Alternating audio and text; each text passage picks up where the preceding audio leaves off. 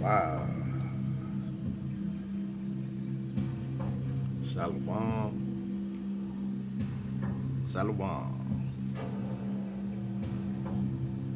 Back with another one. It's your man Rail. First, give all praises to the Most High, the greatest, Almighty,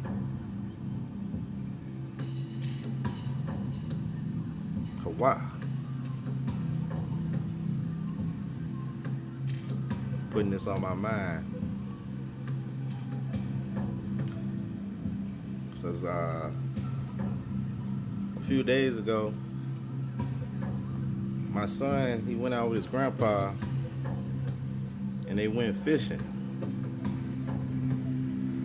And my son caught his very first fish. So he was hype about that. He was coming back telling me, and when he was telling me the details of how he used, what he used to hook the fish, first thing that came to my mind was this scripture right here. Alright? And I don't know, that's just how it works sometimes. But we're going to talk about it. We're talking about Ezekiel chapter 38. Well-known scripture talking about Gog, enemy of Hawa. What's going to happen to him in the end days, right? So we're not going to waste any time. We're just going to get right into this. We're going to read 2 chapters real quick. And we're going to jump right into it. So Ezekiel chapter 38, verse 1.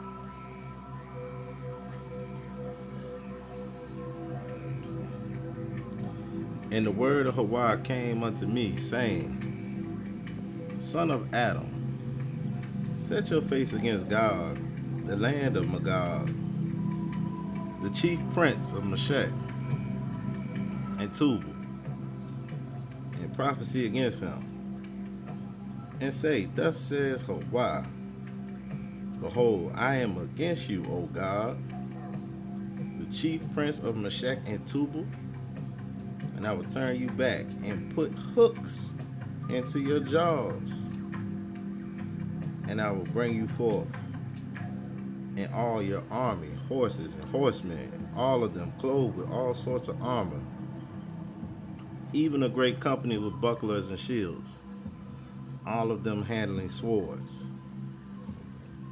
Persia, Cush, and Libya with them, all of them with shield and helmet. Gimmer and all his bands, the house of Togarmah of the north quarters and all his bands, and many people with you. Be prepared and prepare yourself, you and all your company that are assembled unto you, and be a guard unto them. After many days you shall be visited. In the latter years you shall come into the land that is brought back from the sword, and it is gathered out of many people against the mountains of Israel, which have been always waste, but is brought forth out of the nations, and they shall dwell safely, all of them. You shall ascend and come like a storm, and you shall be like a cloud to cover the land, you and all your bands, and many people with you. Thus says Hawa. It shall also come to pass that at the same time shall things come into your mind, and you shall think in evil thoughts. And you shall say, I will go up to the land of unwalled villages. I will go to them that are at rest, that dwell safely, all of them dwelling without walls, and having neither bars nor gates. to take a spoil and to take a prey, and to turn your hand upon the desolate places that are now inhabited, and upon the people that are gathered out of the nations, which have gotten cattle and goods that dwell in the midst of the land. Sheba and Dedan, and the merchants of Tarshish, with all the young lions thereof, shall say unto you, Are you come to take a spoil? Have you gathered your company to take a prey? To carry away silver and gold, to take away cattle and goods, to take a great spoil? Therefore, son of Adam, prophesy and say unto Gog, Thus says Yahweh, in that day when my people of Israel dwell safely, shall you not know it? And you shall come from your place out of the north parts, you and many people with you, and all of them riding upon horses, a great company and a mighty army. And you shall come up against my people of Israel as a cloud to cover the land. It shall be in the latter days, and I will bring you against my land, that the heathen may know me, when I shall be sanctified in you, O Gog, before their eyes. Thus says Yahweh, Are you he of whom I have spoken in old time by my servants, the prophets of Israel, which prophesied in those days, many years, that I would bring you against them? And it shall come to pass at that same time, when Gog shall come against the land of Israel, says Yahweh, that my fury shall come up in my face. For in my jealousy and in the fire of my wrath have I spoken. Surely in that day there shall be a great shaking in the land of Israel, so that the fish of the sea and the fowls of heavens and the beasts of the field and all creeping things that creep upon the earth and all the men that are upon the face of the earth shall shake at my presence. And the mountains shall be thrown down, and the steep places shall fall, and every wall shall fall to the ground. And I will call for a sword against him throughout all my mountains, says Yahweh. Every man's sword shall be against his brother, and I will plead against him with pestilence, with blood. And I will rain upon him and upon his bands, and upon the many people that are with him, an overflowing rain, and great hailstones, fire, and brimstone. Thus will I magnify myself and sanctify myself, and I will be known in the eyes of many nations, and they shall know that I am Yahweh. Let's move on to the next chapter. Therefore, son of Adam, prophesy against Gog and say, Thus says Yahweh, Behold, I am against you, O Gog, the chief prince of Meshech and Tubal. And I will turn you back and leave but the sixth part of you, and will cause you to come up from the north parts, and will bring you upon the mountains of Israel. And I will smite your bow out of your left hand, and will cause your arrows to fall out of your right hand. You shall fall upon the mountains of Israel, you and all your bands, and the people that is with you. And I will give you unto the ravenous birds of every sort, and to the beasts of the field to be devoured. You shall fall upon the open field, for I have spoken it, says Yahweh. And I will send a fire on Magog, and among them that dwell carelessly in the isles, and they shall know that I am Yahweh. So will I make my holy name known in the midst of my people, Israel.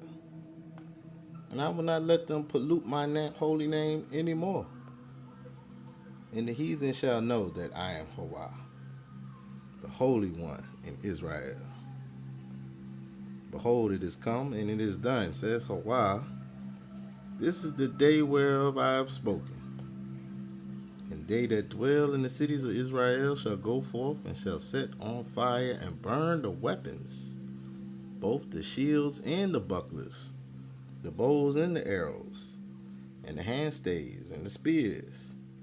And they shall burn them with fire 7 years, so that they shall take no wood out of the field, neither cut down any of the forest, for they shall burn the weapons with fire. And they shall spoil those that spoiled them, and rob those that robbed them, says Yahweh. And it shall come to pass in that day that I will give unto Gog a place thereof, graves in Israel, the valley of the passengers on the east of the sea. And it shall stop the noses of the passengers, and there shall they bury Gog and all his multitude. And they shall call it the valley of Hamon Gog. In 7 months shall the house of Israel be burying of them, that they may cleanse the land. Yea, all the people of the land shall bury them. And it shall be to them a renown the day that I shall be glorified, says Yahweh. And they shall sever out men of continual unemployment, passing through the land to bury with the passengers those that remain upon the face of the earth, to cleanse it. After the end of 7 months shall they search. And the passengers that pass through the land, when any sees a man's bone, then shall he set up a sign by it, till the buriers have buried it in the valley of Hamon Gog. And also the name of the city shall be Hamana. Thus shall they cleanse the land. And you, son of Adam, thus says Yahweh, speak unto every feathered fowl, and to every beast of the field, assemble yourselves and come. Gather yourselves on every side to my sacrifice that I do sacrifice for you, even a great sacrifice upon the mountains of Israel, that ye may eat flesh and drink blood. Ye shall eat the flesh of the mighty and drink the blood of the princes of the earth, of the rams, lambs, and of goats, of bullocks, all of them fatlings of Bashan. And ye shall eat fat till ye be full, and drink blood till ye be drunken of my sacrifice, which I have sacrificed for you. Alright? This is for the beast of the field and feathered fowl, okay? Thus ye shall be filled at my table with horses and chariots, with mighty men, and with all men of war, says Yahweh. And I will set my glory among the heathen, and the heathen shall see my judgment that I have executed, and my hand that I have laid upon them. So the house of Israel shall know that I am Yahweh from that day and forward. And the heathen shall know that the house of Israel went into captivity for their iniquity. Because they transgressed against me, therefore hid I my face from them, and gave them into the hand of their enemies. So fell they all by the sword, according to their uncleanness and according to their transgressions have I done unto them, and hid my face from them. Therefore, thus says Yahweh, now will I bring again the captivity of Jacob, and have mercy upon the whole house of Israel, and will be jealous for my holy name. After that, they have borne their shame, and all their transgressions whereby they have transgressed against me, when they dwelt safely in their land, and none made them afraid. When I have brought them again from the people, and gathered them out of their enemies' lands, and am sanctified in them in the sight of many nations, then shall they know that I am Yahweh, which caused them to be led into captivity among the heathen. But I have gathered them unto their own land, and have left none of them any more there. Neither will I hide my face any more from them, for I have poured out my Ruach upon the house of Israel, says Yahweh. praise to him. Wow. All right, so I had to read the whole thing so we can get some context what's going on during these end times. But yeah, this is what came to my mind. And let's go. Cause something fishy. Something's fishy. Alright, where did the Pope's hat come from? Alright. So, it's a little article we got right here. You see these hats they got on this image and these fish, right? Alright, editor's note. The following is not written by me. It's the study of some traditions of both the Catholic and Protestant churches by Reverend Alexander Hislop in his book, The Two Babylons. Alright? And we're going to get into that book next. And it's from the 19th century. For those who are truly interested in the pagan origins of many practices our churches or their churches engage in, this book is exceptional. Alright, the following is about the Pope's mitre or hats. Alright, so this is from chapter 6, section 1.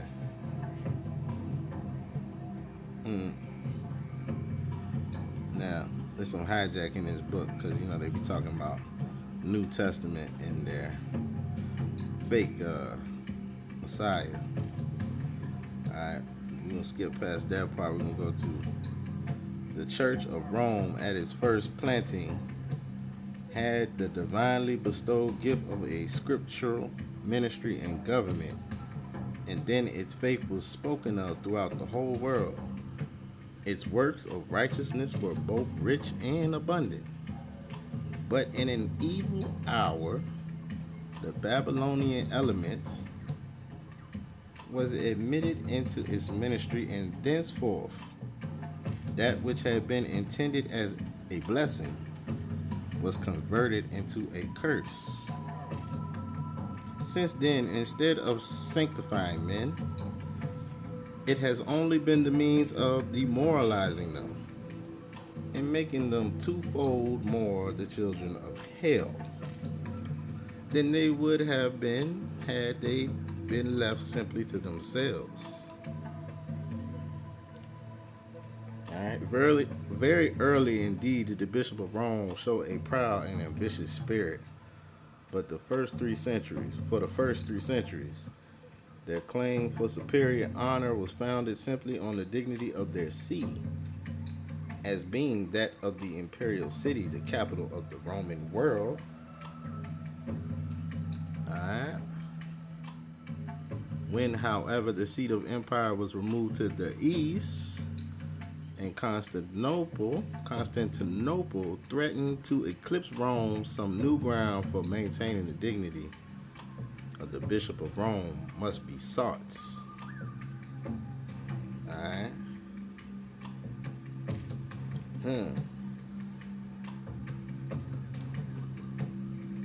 I have said that the Pope became the representative of Janus, who it is evident was none other than the Babylonian Messiah. So you know about Janus, right? That's where you get the month January named after. Alright, another one of these deities of theirs. They saying that the Pope is a representative of Janus. Alright, and none other than the Babylonian Messiah. If the reader only considers this blasphemous assumptions of the papacy, he will see how exactly it has copied from its original. In the countries where the Babylonian system was most thoroughly developed, we find the sovereign pontiff on the Babylonian god invested with the very attributes now ascribed to the Pope. Is the Pope called God upon earth, the vice God and vicar of JC? The king in Egypt who was sovereign pontiff? Says Wilkinson, regarded with the highest reverence as the representative of the divinity on earth. But yeah, you know a little something about the Pope, that he does say he is the vicar, right? Or like, you know, kind of like what Elijah Muhammad was rolling with, like they are the actual one walking around, all right, representative of the divinity on earth, right? Is the Pope infallible? And does the Church of Rome, in consequence, boast that it has always been unchanged and unchangeable? The same was the case with the Chaldean pontiff and the system over which he presided. Alright, the sovereign pontiff, says the writer just quoted, was believed to be incapable of error.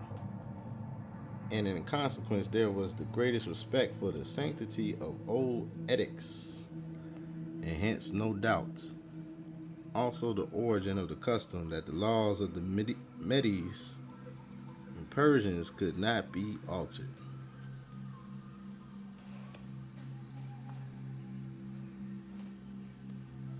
Does the Pope receive adorations of the cardinals? The king of Babylon, as sovereign pontiff, was adored in like manner.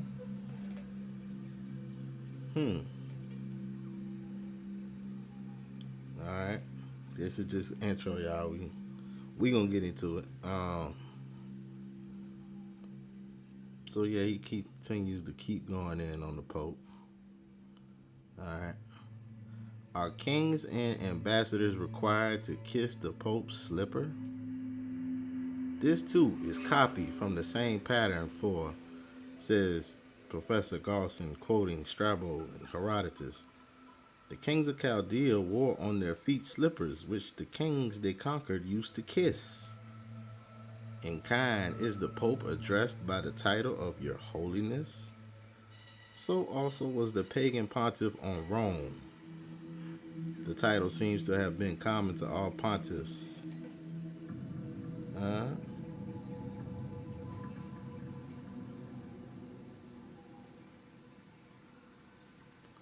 I hear that Your Holiness is to be called out by the sacred letters. Alright. So much for Peter's chair and Peter's keys. Now Janus, whose key the Pope usurped with that of his wife or mother, Sibylle, was also Dagon. Janus, the two-headed god, who had lived in two worlds, was the Babylonian divinity as an incarnation of Noah. What? So now they trying to throw Noah in the mix, right? Dagon, the fish god, represented that deity as a manifestation of the same patriarch who had lived so long in the waters of deluge. As the Pope bears the keys of Janus, so he wears the mystery of Dagon. The excavations of Nineveh have put this beyond all possibility of doubt. The papal mystery is entirely different from the mystery of Aaron and the Jewish high priest. The mystery was a turban. The two-horned mystery, which the Pope wears when he sits on the high altar at Rome and receives the adoration of the cardinals, is the very mystery worn by Dagon, the fish god of the Philistines and Babylonians. Alright, so Pope, he rocking that mystery. That's the same one as the fish god. There were two ways in which Dagon was anciently represented. The one was when he was depicted as a half man, half fish. The other part being entirely human. The under part ending and the tail of a fish. The other was when he used to use the words of layered. The head of the fish formed a midge above that of the man, while its scaly, fan-like tail fell as a cloak behind, leaving the human limbs and feet exposed. Of Dagon in this form, Layer gives a representation in his last work, and no one who examines his mystery and compares it with the Pope, as given in Eliot's Barreau, can doubt for a moment from that, and no other source has the pontifical mystery been derived. The gaping jaws of the fish surmounting the head of the man at Nineveh are the unmistakable counterpart of the horns of the Pope's mystery at Rome.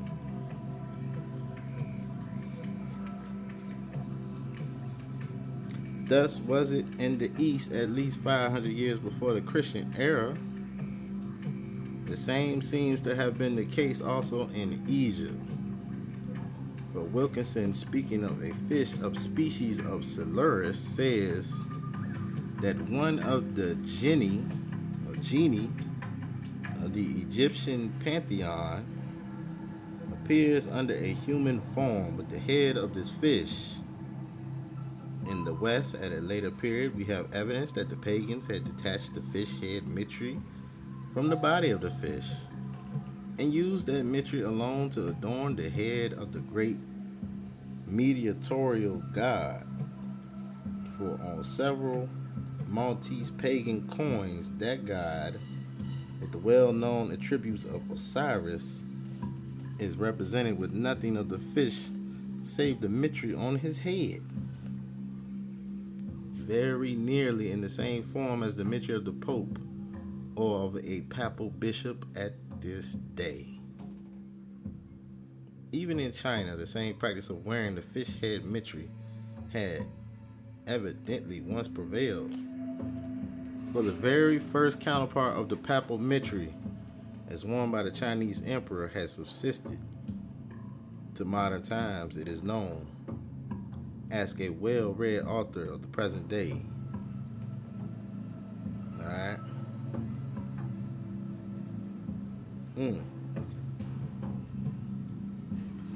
In a private communication to me, that emperor of China in all ages, even to the present year, as high priest of the nation, once a year prays for and blesses the whole nation, having his priestly robes on and his mitre on his head, the very same, as that worn by the Roman pontiff for near 1,200 years.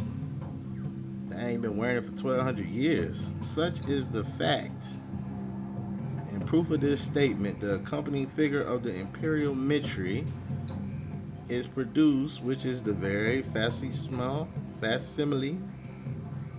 of the popish episcopal mitre in the front view.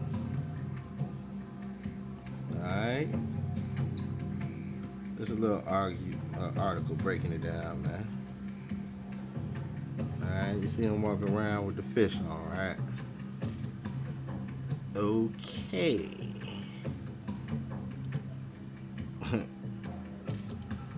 As we take a look, we can see your boy,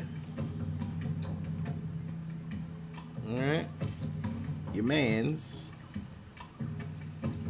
got that same hat on. Alright, same hat. There go that fish. What you doing with it on, man?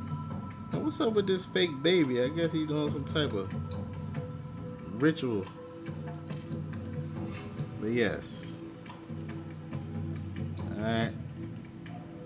We can see that's their thing, man. Alright. That's the headgear.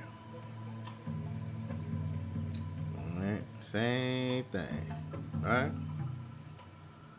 Same thing.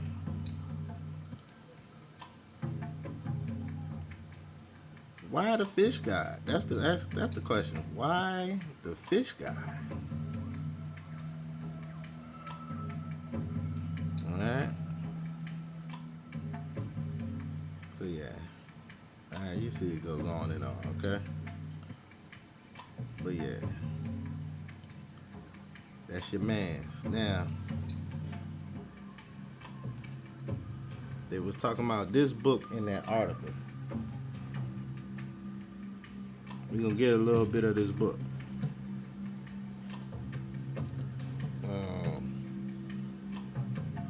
Let me show the cover.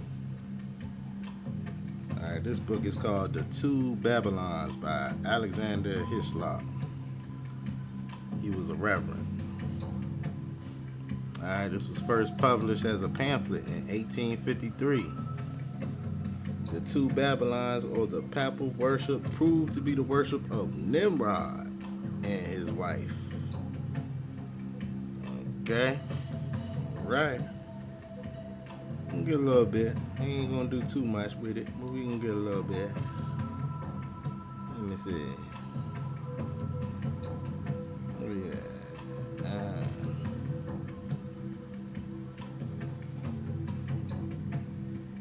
Alright. Got the 432 Hertz drums rocking out. Let me see. I wanted to start at on this book.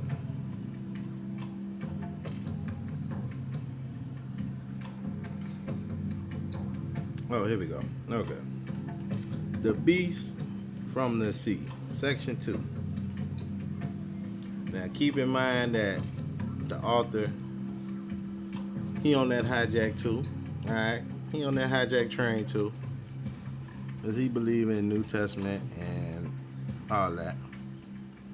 All right, which is baffling to me how people can understand that, you know, what they doing over there is crooked, but they still rock with it. So, but yeah, you know, it is what it is. Let's get out what we can though.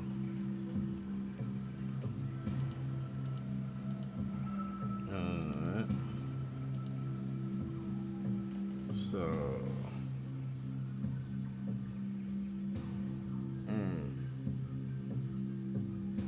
let's see. He started off with Revelation 13. Okay. And we're gonna skip that hijack right there. Alright.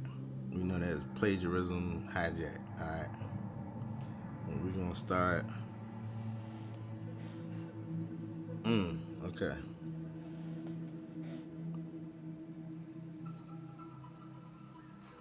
The 7 heads and the 10 horns on this beast. They talking about a beast from Revelations 13:1, right? As on the great dragon, show that this power is essentially the same beast, but that it has undergone a circumstantial change. In the old Babylonian system, after the worship of the god of fire, there speedily followed with the worship of the god of water, or the sea. So first they was worshiping fire, and then they switched it up to worshiping water, or the god of water. Alright. As the world formerly was in danger of being burnt up, so now it was in equal danger of being drowned. In the Mexican story, it is said to have actually been so. First, say they, it was destroyed by fire, and then it was destroyed by water. The Druidic mythology gives the same account. For the bards affirm that the dreadful tempest of fire that split the earth asunder was rapidly succeeded by the bursting of the lake Lilian, or Lilian, when the waters of the abyss poured forth and overwhelmed the whole world. In Greece, we meet with the very same story. Diodorus Seclusus tells us that in former times a monster called Aegides, who vomited flames, appeared in Phrygia. Phrygia, hence spreading along Mount Taurus. The conflagration burnt down all the woods as far as India. Then, with the retrograde course, swept the forests of Mount Lebanon and extended as far as Egypt and Africa. At last, I'm going to zoom this in a little bit. At last, a stop was put to it by Minerva.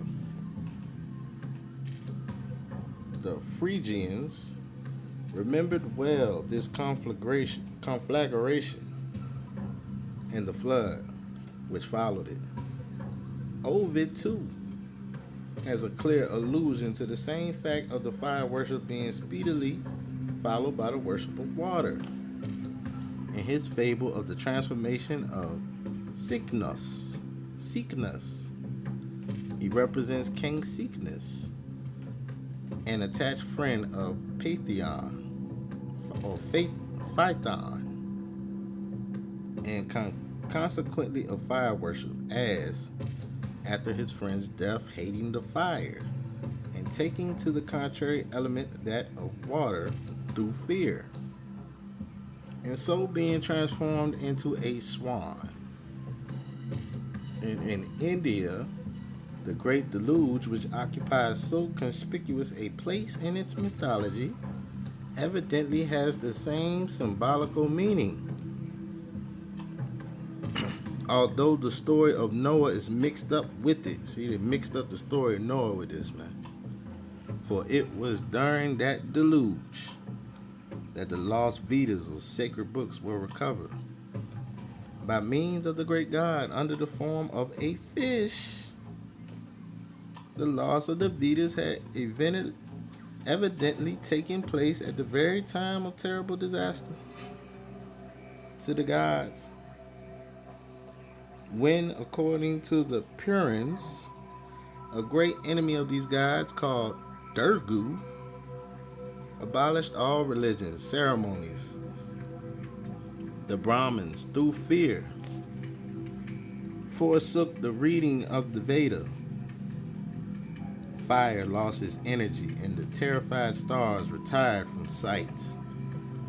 And in other words, when idolatry, fire worship, and the worship of the host of heaven had been suppressed, when we turn to Babylon itself, we find there also substantially the same account. In Berosus, the deluge is represented as coming after the time of Aloris, or the god of fire, that is, Nimrod, which shows that there, too, this deluge was symbolical. Now, out of this deluge emerged Dagon, the fish god, or god of the sea.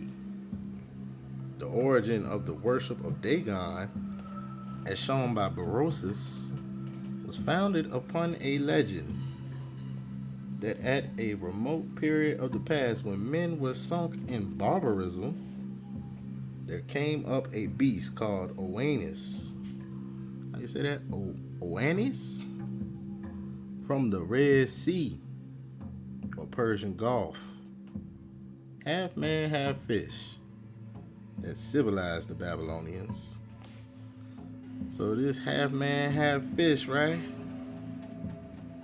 Oannes, also known as Dagon, he civilized the Babylonians and taught them arts and sciences, and instructed them in politics and religion. The worship of Dagon was introduced by the very parties. Nimrod, of course, expected, who had previously seduced the world into the worship of fire. So Nimrod had taught them to worship fire. And the secret mysteries that were then set up, while in the first instance, no doubt, professing the greatest antipathy to the prescribed worship of fire. They sought to regain their influence and power by scenic representations of the awful scenes of the flood.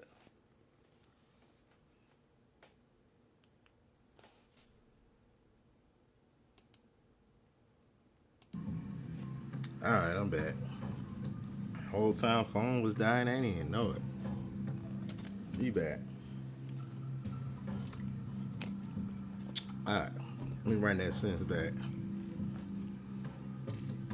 And the secret mysteries that were then set up while in the first instance, no doubt professing the greatest antipathy to the prescribed worship of fire, they sought to regain their influence and power by scenic representations of the awful scenes of the flood, in which Noah was introduced under the name of Dagon, or the fish god. So they was messing up the name Noah, man, and calling him Dagon, right? Scenes in which the whole family of man, both from the nature of the event and their common connection with the second father of the human race, could not fail to feel a deep interest. The concoctors of these mysteries saw that if they could only bring men back again to idolatry in any shape, they could soon work that idolatry so as substantially to re-establish the very system that had been put down. Thus it was that as soon as the way was prepared for it, Tammuz was introduced as one who had allowed himself to be slain for the good of mankind. See that? Now you know Tammuz is another JC character, man. But all these characters are the same, for real. They all play off each other. Alright, it says Tammuz was introduced as one who had allowed himself to be slain for the good of mankind, just like JC, right? A distinction was made between good serpents and bad serpents. One kind being represented as the serpent of Agatha-daemon, or the good divinity, another as the serpent of Kakoa-daemon, or Kakoa-daemon, or the evil one.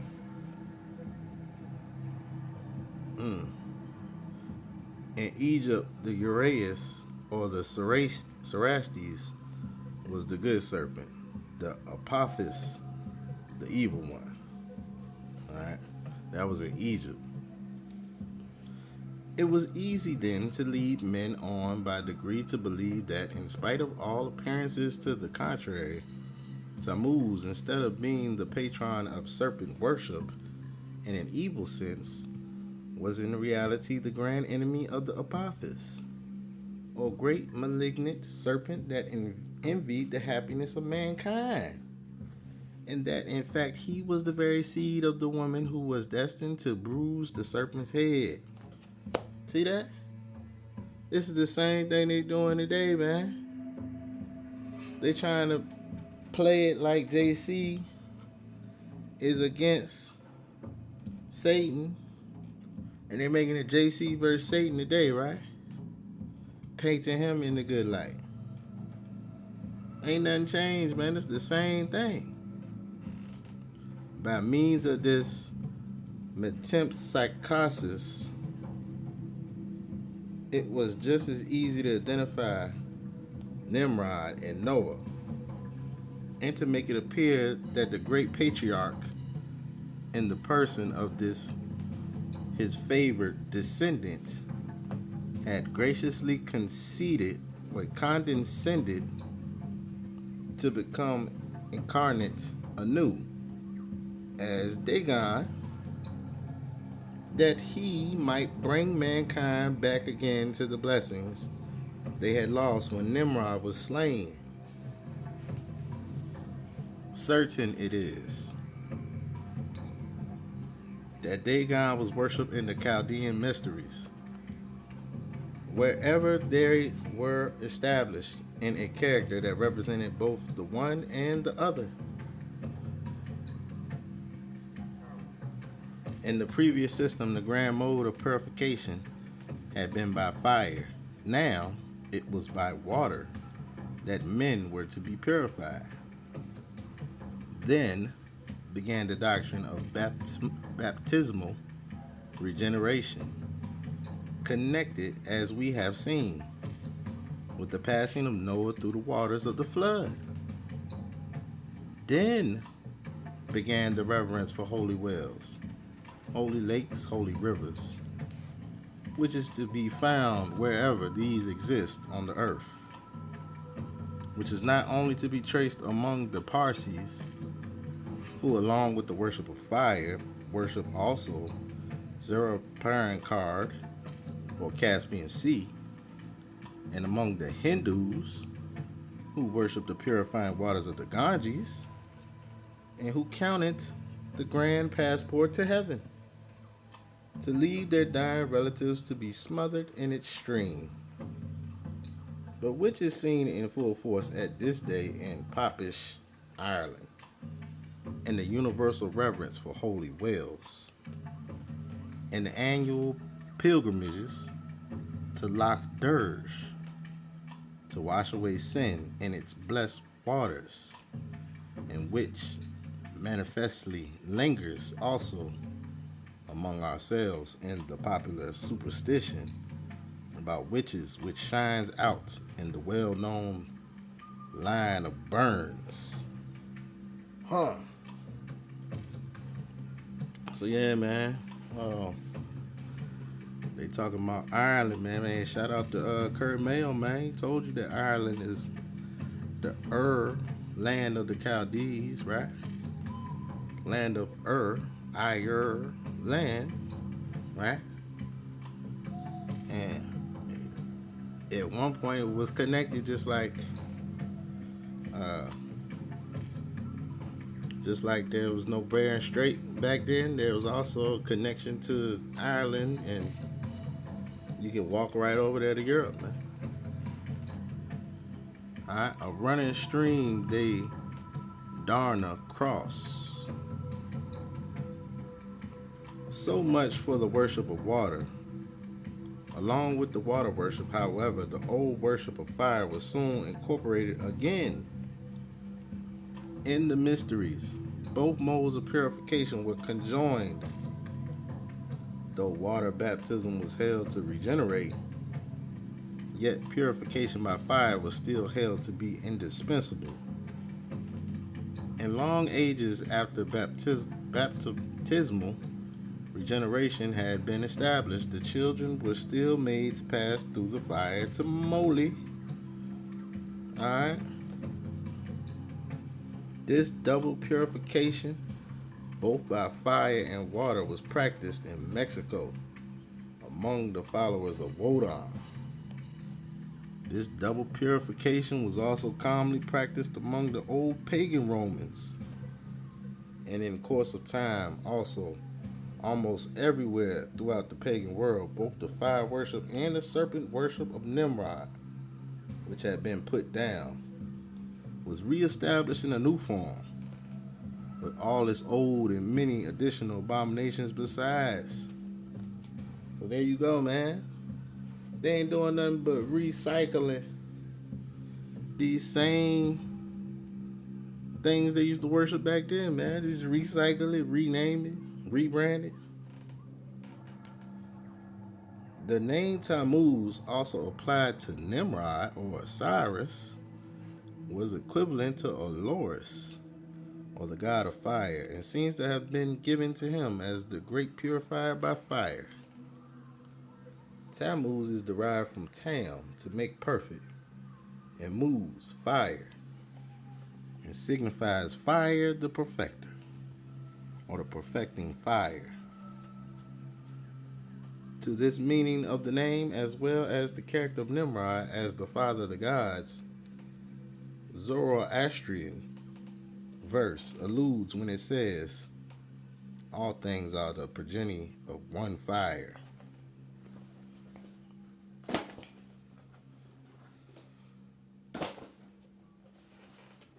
Father perfected all things and delivered them to the second mind, whom all nations of men call the first.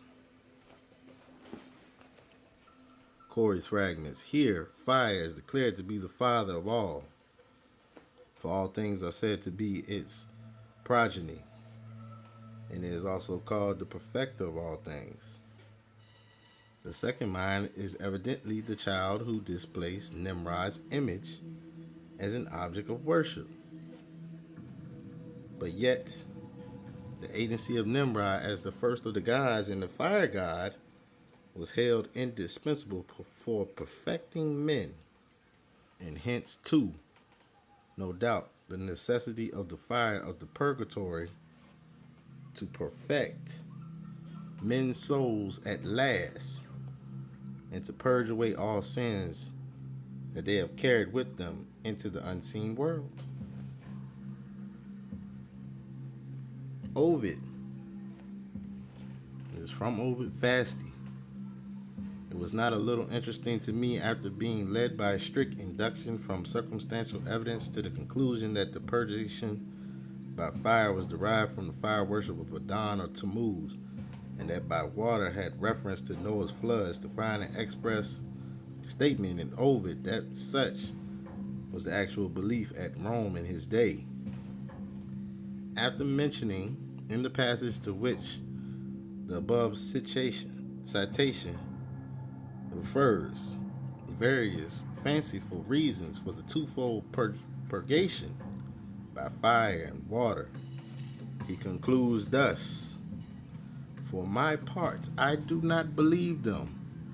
There are some, however, who say that the one is intended to commemorate Phaethon, or Phaethon, and the other the flood of Deucalion. I think that's another name they use for Noah, right?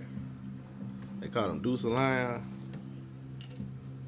If, however, anyone should still think it unlikely that the worship of Noah should be mingled in the ancient world with the worship of the Queen of Heaven and her son, let him open his eyes to what is taking place in Italy at this hour in 1856 in regard to the worship of that patriarch and the Roman Queen of Heaven.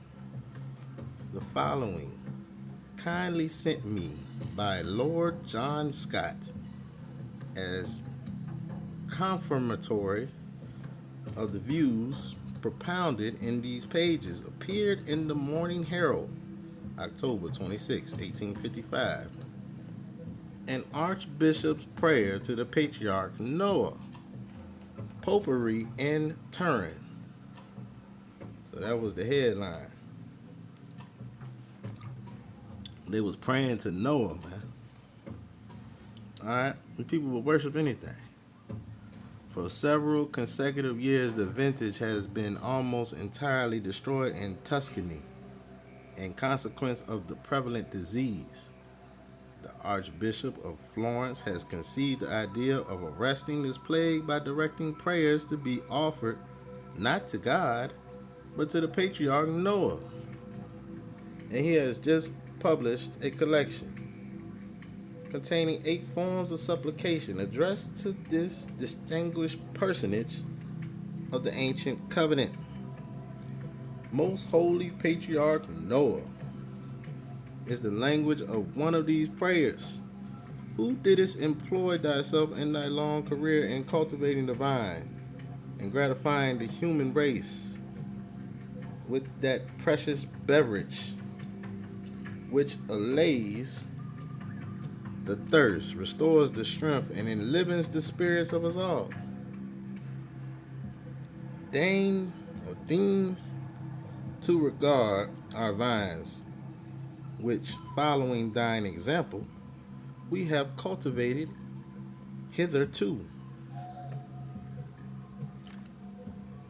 And while before the vintage destroys the fruit in severe punishment for many blasphemies and other enormous sins we have committed, have compassion on us and prostrate before the lofty throne of God, who has promised to his children the fruits of the earth and an abundance of corn and wine, entreat him on our behalf. Promise him in our name that, with the aid of divine grace, we will forsake the ways of vice and sin, and that we will no longer abuse his sacred gifts, and will scrupulously observe his holy law, and that of our Holy Mother, the Catholic Church, etc. The collection concludes with a new prayer addressed to the Virgin Mary, who is invoked in these words: O Immaculate Mary, behold our fields and vineyards, and shout at and sing at thee, that we merit so great a favor. Stay, we beseech thee. This terrible plague which inflicted our sins renders our fields unfruitful and deprives our vines of the honors of the vintage, and etc. The work contains a vignette representing the patriarch Noah presiding over the operations of the vintage, as well as a notification from the Archbishop, granting an indulgence of 40 days to all who shall devoutly recite the prayers in question. Christian times. In view of such rank paganism as this, well may the noble Lord already referred to remark that surely here is the world turned backwards, and the worship of the old god Bacchus unmistakably restored. Alright, I think we almost at the end of this chapter. Now, this god of the sea, when his worship had been firmly reestablished and all formidable opposition had been put down, was worshipped also as the great god of war, who, though he had died for the good of mankind, now that he had risen again, was absolutely invincible.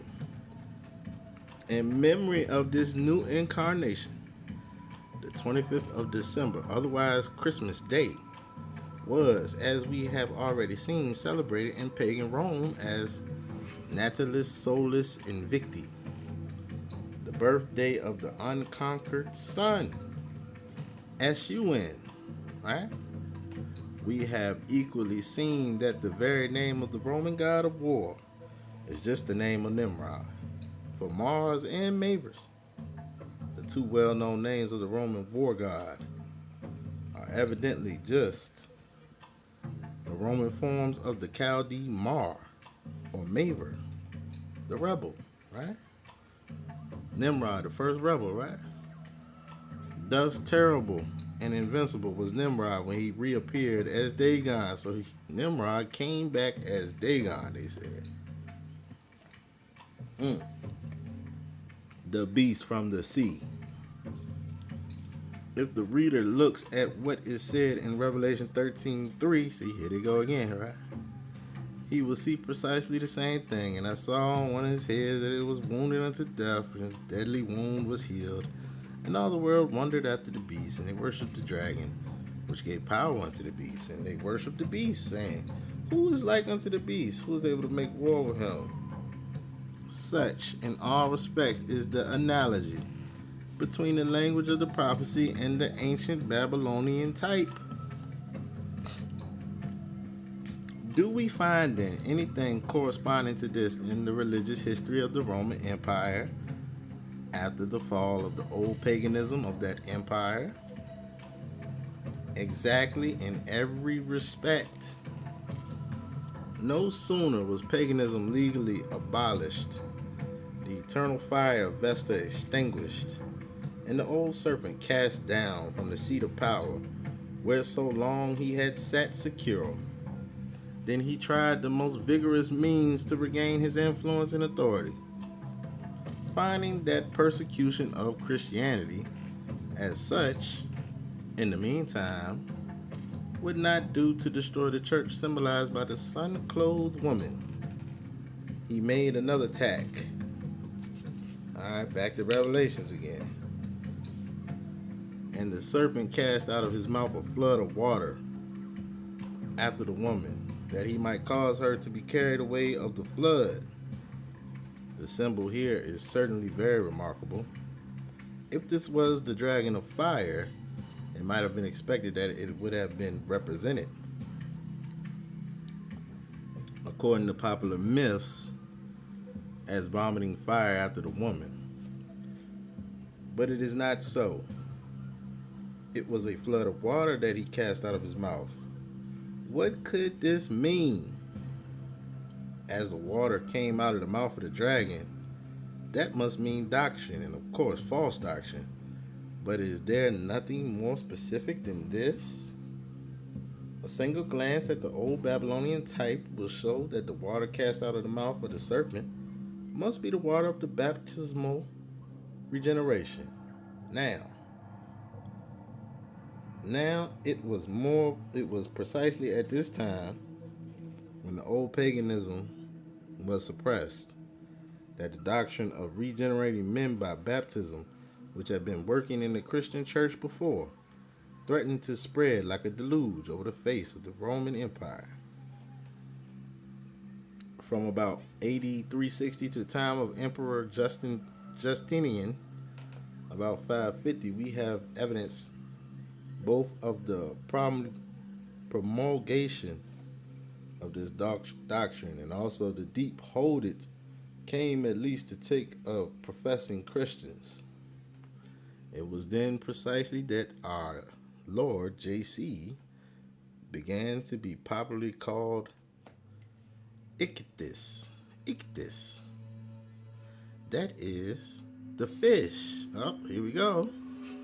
Your man JC has entered the picture, known as Ichthys, the fish, manifestly to identify him with Dagon.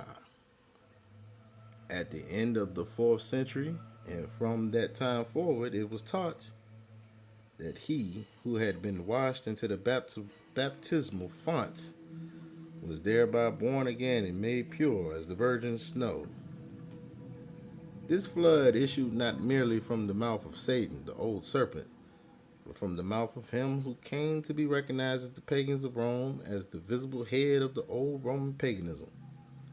When the Roman fire worship was suppressed, we have seen that the office of Pontifex Maximus, the head of that paganism, was abolished.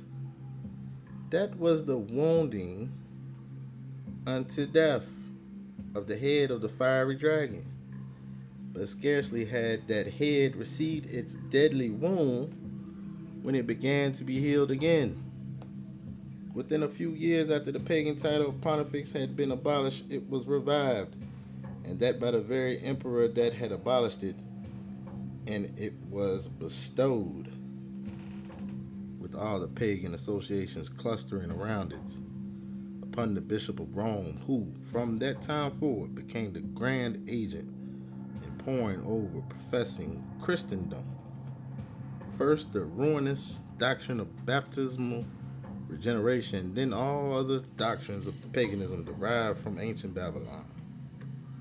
When this pagan title was bestowed on the Roman bishop, it was not as a mere empty title of honor it was bestowed, but as the title to which formidable power was annexed to the authority of the Bishop of Rome in his new character as Pontifex, when associated with 5 or 7 other bishops.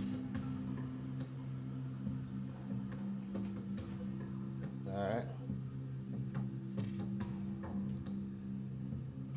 Hold on, let me see something. How far are we going with this?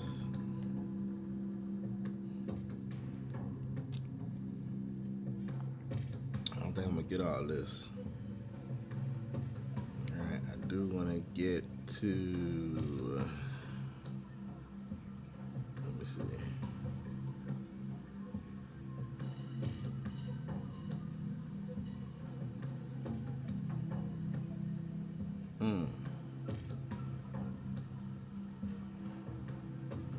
Alright, we're gonna finish up with this right here from this book. Oh, wait a minute, I didn't skip 2 minutes. I didn't skip all the way over there. Let me see something. Yeah.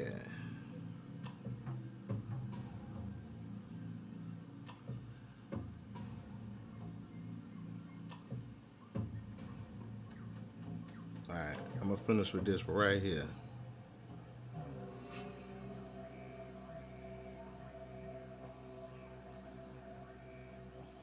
Pope Damascus saw that in a city preeminently given to idolatry, if he was to maintain the gospel pure and entire, he must be willing to bear the cross, to encounter hatred and ill will, to endure hardness as a good soldier of JC. On the other hand, he could not but equally see that if bearing the title around which for so many ages all the hopes and affections of the paganism had clustered, he should give its votaries reason to believe that he was willing to act up to the original spirit of that title. He might count on popularity, aggrandizement, and glory, which alternative then was Damascus likely to choose. The man that came into the bishopric of Rome as a thief and a robber over the dead bodies of above 100 of his opponents could not hesitate as to the election he should make. The result shows that he had acted in character, that in assuming the pagan title of pontifex he had set himself at whatever sacrifice of truth to justify his claims to the title in the eyes of the pagans as the legitimate representative of their long line of pontiffs. There is no possibility of accounting for the facts of any other supposition. It is evident also that he and his successors were accepted in that character by the pagans, who in flocking in the Roman church and rallying around the new pontiff did not change their creed of worship, but brought both in the church along with them. The reader has seen how complete and perfect is the copy of the old Babylonian paganism, which under the patronage of the popes has been introduced into the Roman church. He has seen that the God whom the papacy worships as the Son of the Highest is not only, in spite of a divine command, worshipped under the form of an image made as in the days of avowed paganism by art and man's device, but that attributes are ascribed to him which are the very opposite of those which belong to the merciful. And there they go with the hijack. Alright? But which attributes are precisely those which are ascribed to Moli, the fire god, or Allah Mohizm, the god of fortifications. He has seen that about the very time when the Bishop of Rome was invested with the pagan title of Pontifex, the Savior, their Savior, began to be called Ichthys, or the fish, thereby identifying him with Dagon, or the fish god, and that ever since, advancing step by step as circumstances will permit, what has gone under the name of worship of their Christ has just been the worship of that same Babylonian divinity, with all its rites and pomps and ceremonies, precisely as in ancient Babylon. Lastly, he has seen that the sovereign pontiff on the so-called Christian Church of Rome has so wrought out of the title bestowed upon him in the end of the 4th century, as to be now dignified as for the centuries he has been with the very names of blasphemy, originally bestowed on the old Babylonian pontiffs. Alright. So check this book out, man. You want to get some more on this? Go check out this book. The Two Babylons by Alexander Hislop. Man, you got to dodge some hijacking here, but you definitely gonna get some drop up out of here. Alright. Let's keep it moving. Now we see the connection, right? With Dagon, the Pope, right? JC. Alright. Let's go over here to disillusion.com. And we got Papal clothing after death, 5 fascinating facts revealed. Wait a minute, this ain't it.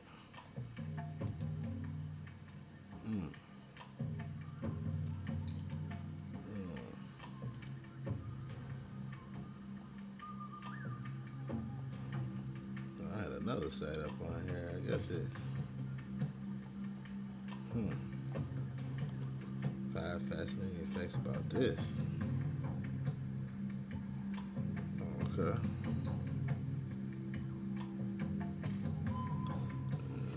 Nah, this is supposed to be a site about. Okay, that's all right. Don't worry about it. We'll keep it moving. Let me see. All right, JC and the fish connection, right? So we got. It's well known, right, that the fish is supposed to be another representation of JC. All right, and now you see why, right? Mm-hmm. The JC fish smells like fish, tastes like chicken. Apart from the cross, the most ubiquitous symbol of Christianity is the ichthys, known to us as the JC fish. One of the names given to the pre-JC fish is the Vesica Pisces, vessel of the fish, and it was used as a symbol of every female fertility god ever.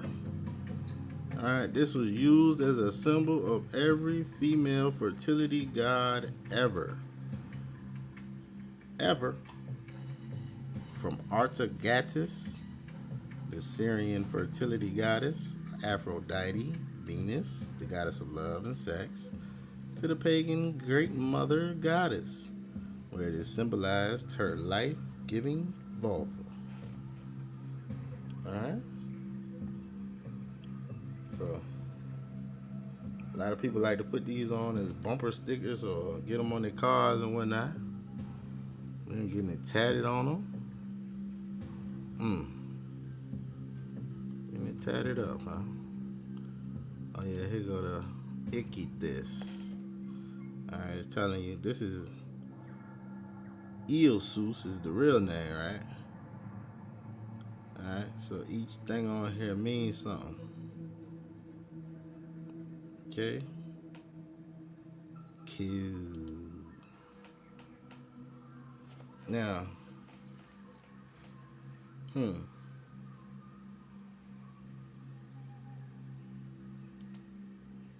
Wait, hold on. Before we get to that. Alright. So, the reason I thought about hooks and fishes and Gog, right, was because I thought about half fish, half man, Dagon. Alright? And this is also a character, right, that they call Gilman. Alright, from the Black Lagoon, or they call him the Creature. A movie monster of 1954 black and white film, Creature from the Black Lagoon. The Gilman, right? So you might be thinking, okay, it's just a monster from the movies. What's the big deal? But once you start understanding that they don't make none of these stuff up with the movies, and they be trying to tell you stuff without telling you, things start to click, right? So, yeah, I thought about this character that they call the Gill Man. Alright? Call him the Gill Man, right? I mean, you dig and look into it. This Gilman character, alright, is known as the evil doer. Alright? In the beginning, God created heaven and earth, and the earth was well formed. This is the plain earth, newly born and cooling rapidly from a temperature of 6,000 degrees to a few hundred in less than 5 billion years, they said. The heat rises, meet the atmosphere, the clouds form, and rain pours down upon the hardened surface for countless centuries. The restless seas arise, find boundaries are contained. Now in their warm depths, the miracles of life begins. Hold on, what it said? Yeah, in infinite variety, living things appear and change and reach the land, leaving a record of their coming, of their struggle to survive, and of their eventual end. The record of life is written on the land, where 15 million, so they say, years later, in the upper reaches of the Amazon, man is still trying to read it. Oh yeah, that's what I meant to say. So this Gilman character, right? He comes from, where is it at? Alright, he's fully amphibious, breathing both in and out of water. Alright. Okay. Black Lagoon. The last known surviving member of a race of amphibious humanoids which flourished during the Devonian age, the Gilman, dwelled in a lagoon located in a largely unexplored area of the Amazon rainforest.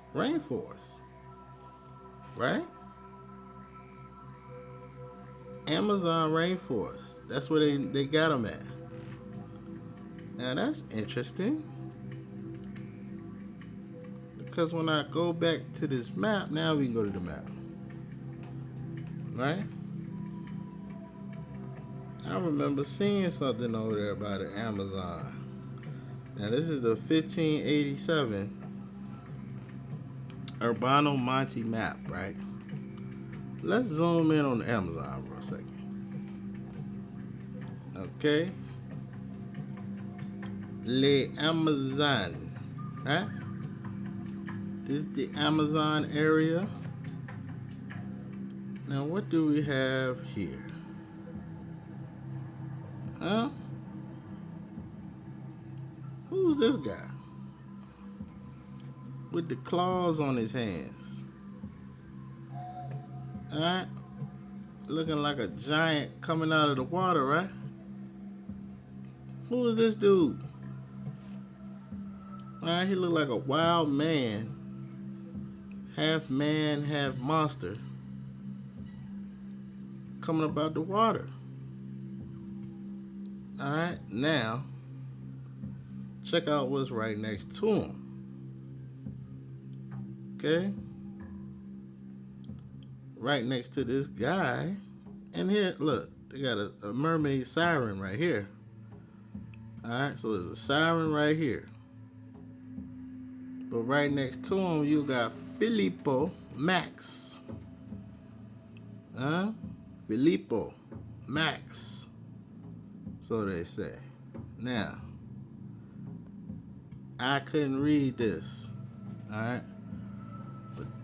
So I had to get it translated. Alright, we see Peru. And then we see Atahualpa. Alright?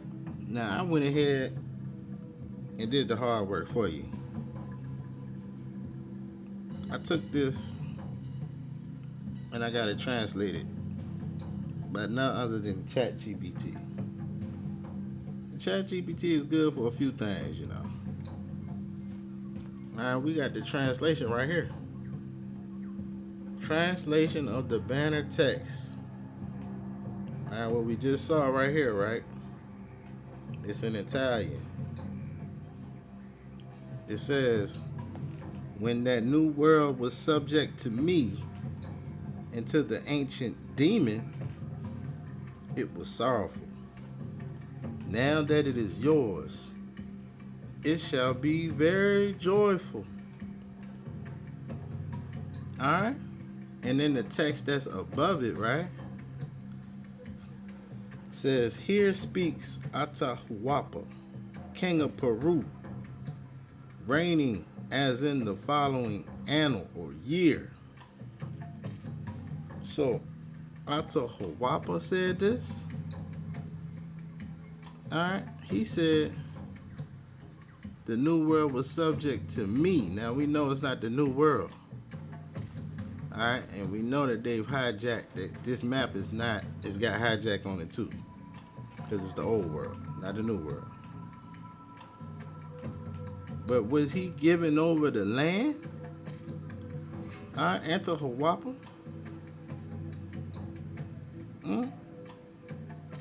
We're gonna get into it. And they even broke down the three figures in the symbols, right? So they say.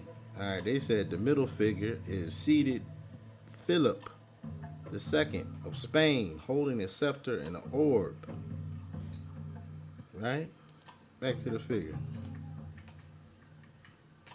Alright, so this is Philip, right? Now, is this supposed to be Atahualpa? Because he's pointing to,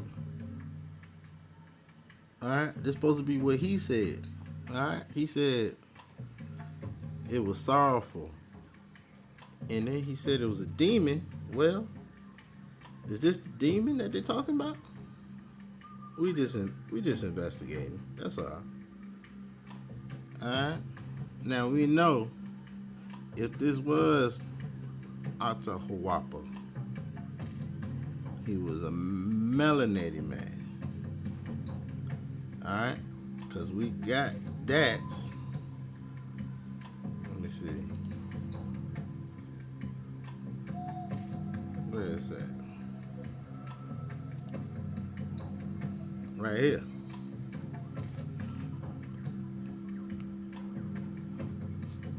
Alright? This is the Inca Kings, right? All the Inca Kings. Okay? We got Atahualpa right here. Okay? The last Incan king before the hijack. Because we got right next to him Carlos Quinto with his cross put up. This is when the hijack came in. So Atahualpa was the last real Inca king. Alright. Back to the map.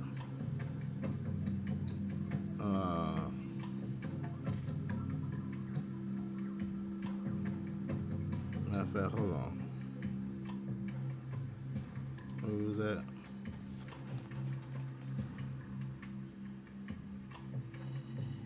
So, all right, that's a little breakdown, right?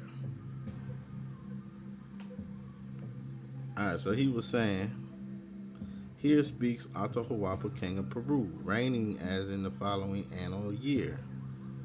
And he said, when that new world or that old world was subject to me, and to the ancient demon, it was sorrowful. Now that it is yours, it shall be very joyful. So, it sounds like Atahualpa was giving it up.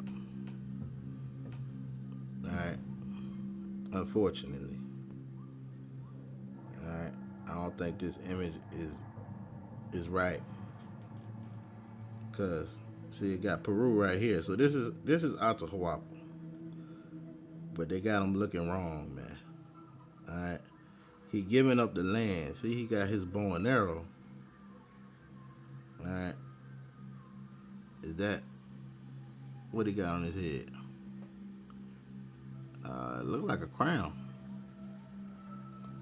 Alright. And here's the hijacks. I think this is supposed to be Carlos Quinto next to him. Alright. Because he was working with Philip. And look how they looking at him, man. Yeah, oh, okay. Look at him. Alright, now this picture is wrong. Because we see what, as a matter of fact, let me see. I got a better I got a better image of it.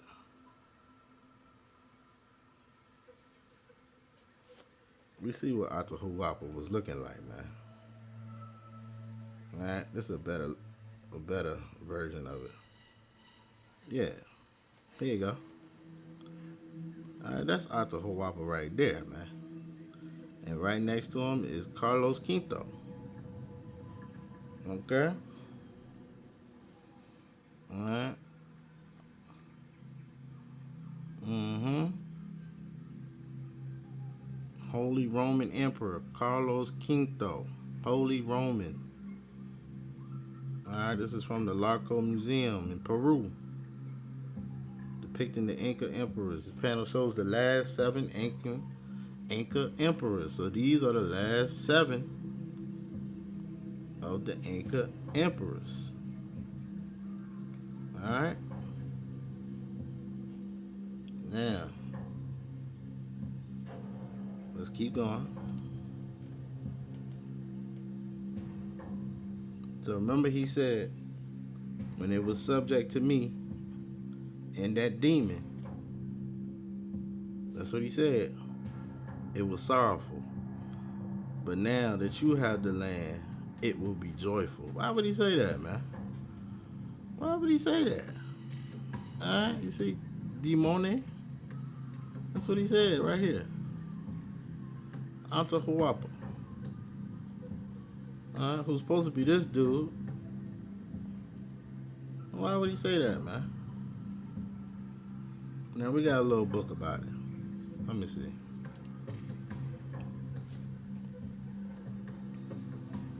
Very interesting.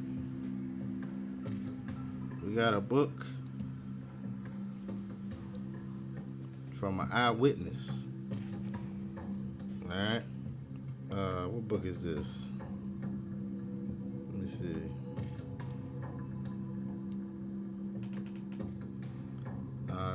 The documents and narratives concerning the discovery and conquest of Latin America. All right.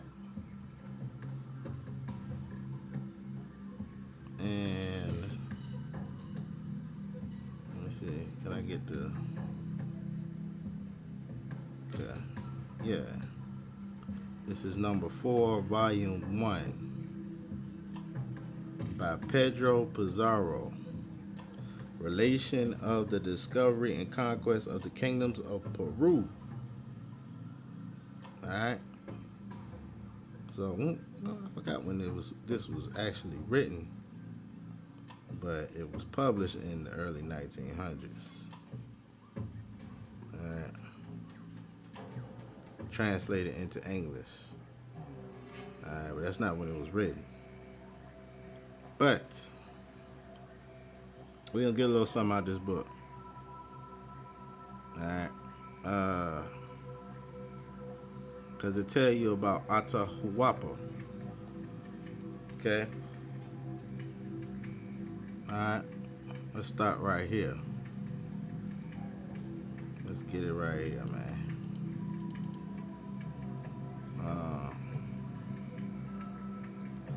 Many things point to the probability of the Inca Empire being, in 1531, a state menaced by permanent disintegration, if not by actual collapse and ruin. Huayna Capac's legitimate heir was Titu Cusi Hualpa, better known as Huascar. Now, I don't know if you saw that. Alright, talking about Huayna Capac. He said his legitimate heir was Titu Cusi Hualpa. Alright. Now we actually got them right here. On here. Okay? The last 7 Inca kings. So this is who they talking about. Huayna Capac. Alright? And his heir, Huascar. Titu Huascar. Alright? Alright? Right before you get to Atahualpa. Now, let you know who we talking about. Titu Cusi Huapa, better known as Huascar, who was the son of the Sapa Inca's chief wife. He had another son, however, by a secondary wife who was probably, but not surely, a daughter of the vanquished royal house of Quito.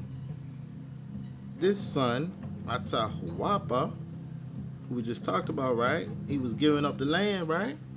The last king was more dearly beloved by the old Inca than was Huascar. So they loved him more. They loved Atahualpa more. And so Huayna Capac made him his heir, so far as the northern portion of his realm was concerned, leaving only the southern 2/3 with Cusco as their capital, to Huascar. Alright? It is, of course, within the bounds of possibility that the Sapa Inca's intention was wiser than his act. Alright? So I'm not going to dig too deep into this right now. I'm just trying to show you, alright, that this was real, man. Alright? Atahualpa. Alright, this matches up with that list of the Incan kings. And it matches up with the map. Now, let me see something.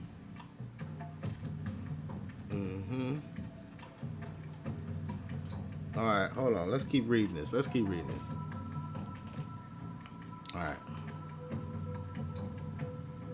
He may have perceived that the empire was becoming unwieldy. Let's see what happened to the empire. And he may have hoped that by dividing it thus into two independent parts, he would give to each a new lease of life, just as a plant is invigorated by pruning and by lopping off of branches. If this was his intention and desire, all right, we're talking about what's his name? Huayna Capac, right? That's what we're talking about. All right, and him dividing it up to two parts for his two sons. Alright. If this was his intention and desire, however, it was not productive of the good results he hoped for, because both Huascar and Atahualpa were ambitious and both aspired to hold the same power that had been held by their father. As a result of this, civil war broke out between the two. Tatahualpa and Tinsuanu Suu was being wrenched and weakened by it when the Spaniards came in 1531 to 1532. Alright, so that map that we got is supposed to be 1587, right? Alright, if the fact of civil war is such as to suggest that the Inca emperor was degenerate, it is by no means the only thing which points in that direction.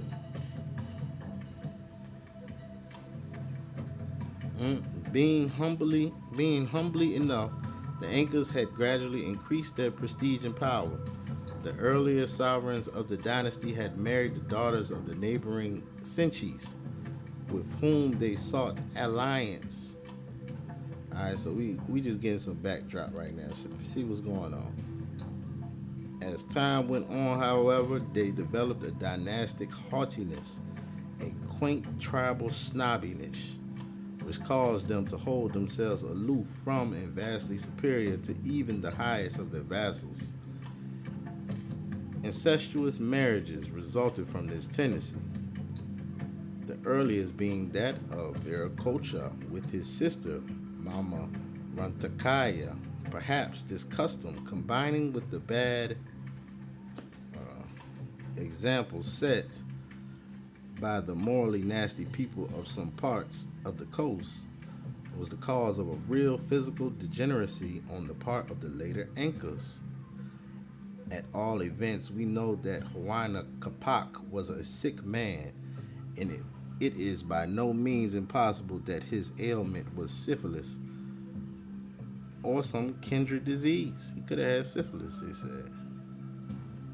Such, in very brief form, was the history of the Inca Empire. It now remains for us to say something about its institutions and its material culture. Methodicity is perhaps the most prominent characteristic feature of Inca political institutions. In their early years, they continue in office those centuries whom they conquered, each tribe preserving its internal organization composed of the heads of families. The family, and not the individual, was the basis and unit of society. Extending this policy to their future and later conquests, the Incas mediatized those coastal chiefs whom they overcame, only gradually systematizing and regulating the internal political mechanism of their possessions. In the last reigns of the Inca period, there was an elaborately method, methodical but very effective hierarchy of administrators, beginning with the heads of families and working up to the formerly independent province with its mediatized Caraca or chief. These in turn yielded obedience to the governor of one of the four great provinces, who finally were answerable to the Sapa Inca himself. The Incas showed great astuteness in thus adapting to their needs social institutions already established in use. Mm, mm. All right, hold on. Yeah, last paragraph.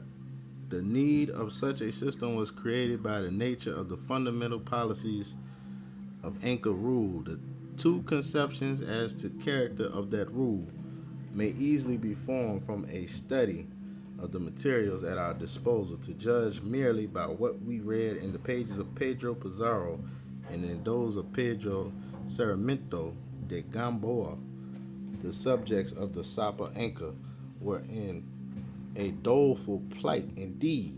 According to such writers, there never has been a government more all perversive, not to say meddlesome, than that of the Incas. They portray a state in which individual free will and personal liberty of action were practically non-existent. All right, so we talking about the end before they got super hijacked by Carlos Quinto. All right, now this might be a preview for Hidden Holy Lands Part 7, man, because it looks like I'm gonna be jumping over to Peru on the next one, man. But let me see. We get a quick sum up of what happened to Atahualpa. Alright? Because now we're going to the chronology, alright? Timeline.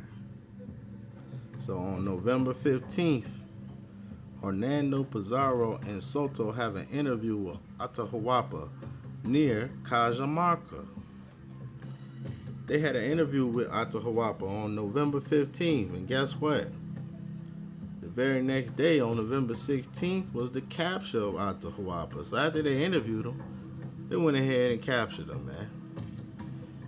2 days later, on November 18th, Atahualpa offers ransom, and he is held prisoner. All right, December 20th, the ransom begins to arrive at Cajamarca in charge of a brother of Atahualpa. Alright. Skip down to May 3rd. The ransom of Atahualpa is all assembled. So we done skip from December to May. And then in August 29th, Atahualpa was executed. on unjust grounds. Alright, so they just got rid of him, man. It was unjust. Alright, so that's just a little chronology. I think I'm gonna dive in a little bit further on this subject, but just giving you some backdrop on what's going on. Alright, the main thing I wanted to focus on was, what's up with this dude? And they said this Gil, right? This Gilman was near the Amazon. This Gilman. During the time of Atahualpa, the last Incan king.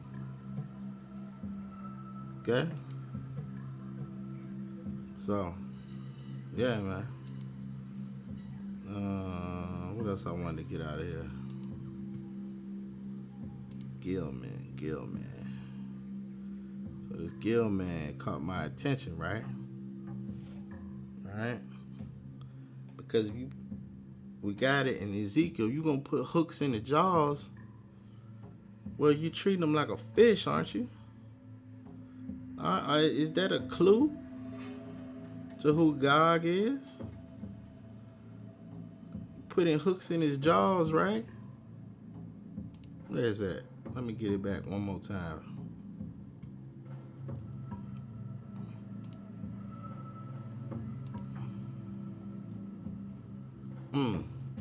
Verse 4.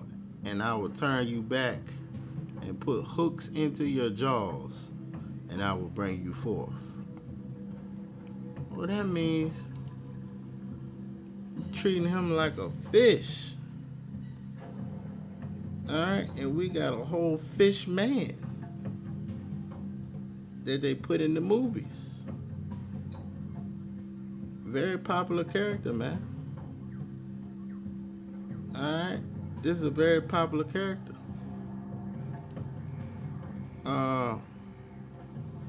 Now, if you look up on the Jewish encyclopedia, they're gonna have Gog and Magog looking like this. Alright, but was Magog an actual person, or just the name of a land, or the people of that land? And even here, Gog looks like a wild man, right? But we know this can't be accurate, because look where they got Israel. This is modern day Israel. So this can't be accurate at all. Alright? But yeah, that's what they got Gog and Magog looking like over there. Now, we're going to get a quick video in. Alright, before we do, let me read off this fair use. When I had one pulled up. I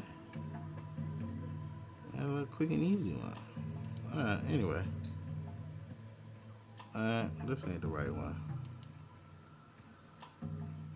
Alright, fair use, man. Okay?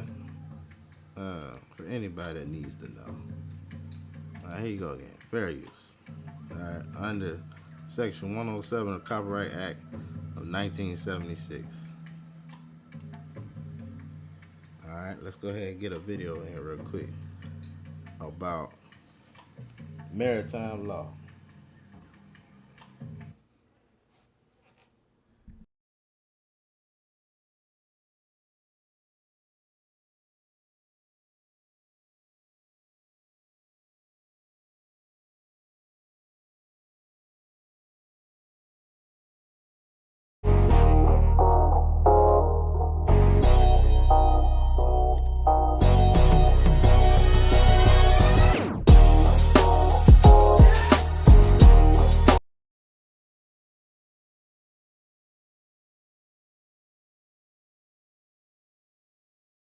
as of late in relation to this whole thing. So when you're born here on this planet, or here on this planet, you are born of the water, right? Because this is a shipping war. You're all captured in a shipping warfare that you're unaware of, that you've been captured into. So when you're born of your mother's water. And you are docked as a vessel by a doctor who is a registered harbor master by the port authorities and authorized by the Department of Transportation. And when you are docked by the doctor, you are then harbored in the harbor in a vessel in dry dock known as a hospital, which is considered to be a boat parked on the land. Okay? But when you're born and harbored by the harbor master in this vessel in dry dock, you are considered a ward of the state. So you are placed into a maternity ward. Why are you a ward of the state? Because you have not yet been brought under the laws of this old school Masonic system. Now, how they get you into this old school Masonic system is with the birth certificate. So you're considered a ward of the state or an outlaw because you're not yet under the laws of the old Masonic system until your mother signs a birth certificate. This is a commercial instrument, okay? This is saying that you are now owned and under the laws of this Masonic system, but you are owned and that you are nothing more than a piece of cargo or a vessel or a dead person that's presumed to be missing, dead, or lost at sea, right? Once you're legged into this massive corporate construct, and it's a global construct, you are then subject to the laws of the state. State of affairs, not state of California or state of Nevada. We're talking global state of affairs. You're legged into the state. It's in favor of the banks. It's certainly not in favor of the people. What happens when you have a child is your child is given a social security number. They estimate how many taxes your child is going to pay over his or her lifetime.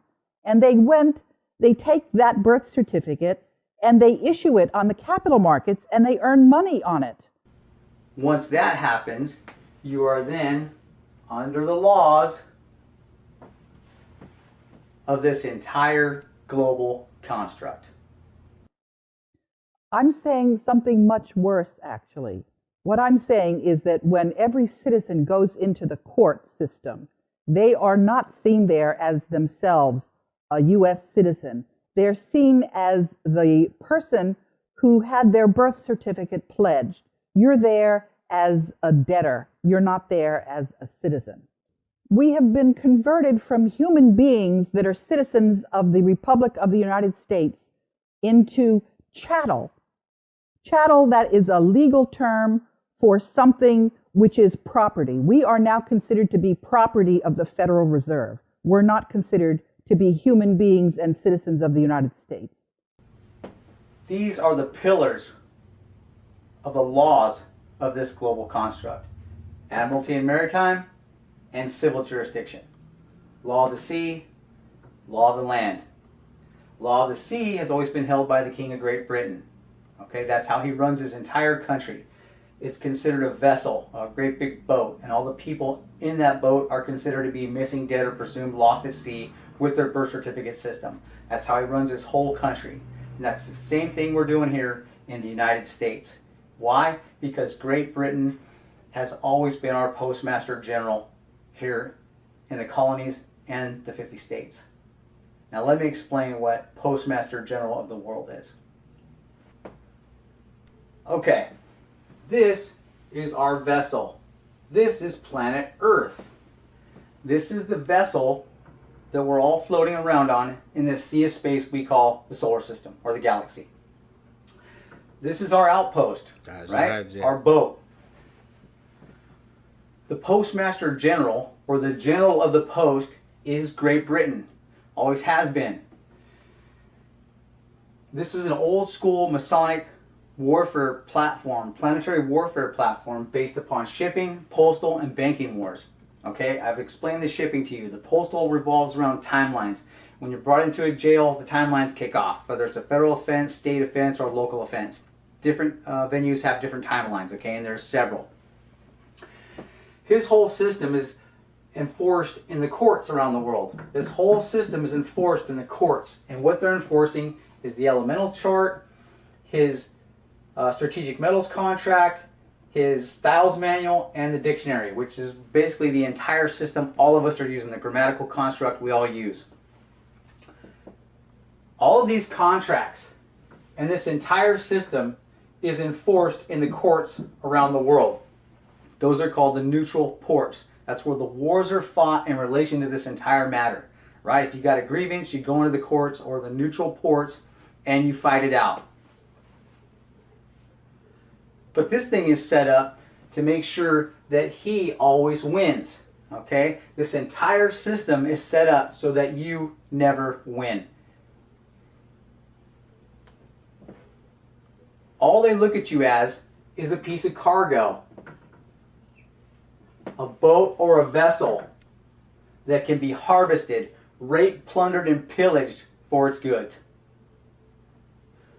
So this is the old school Masonic system that these guys have set up, and this is what is being defended on planet Earth, okay?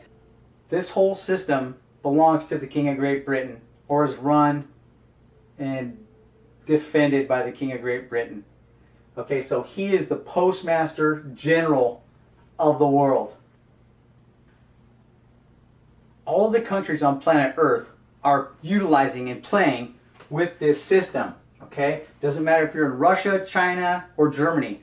If you get married here in the United States, you're still considered to be married in Russia, China, or Germany. If you get divorced, you're considered divorced all over the world, right? Because the courts are all connected.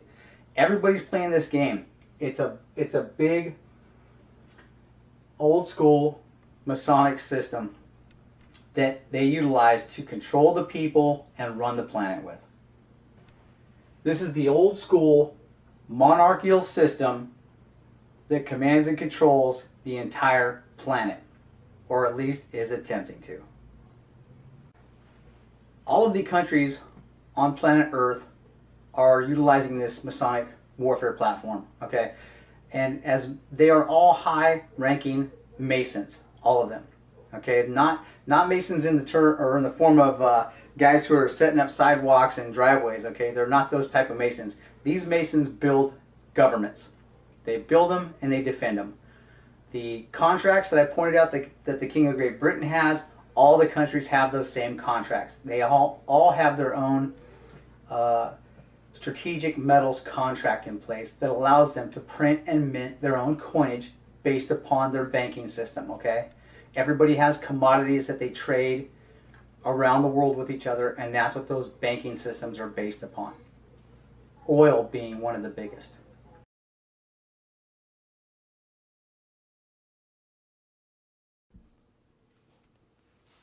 Appreciate that, bro. Appreciate that.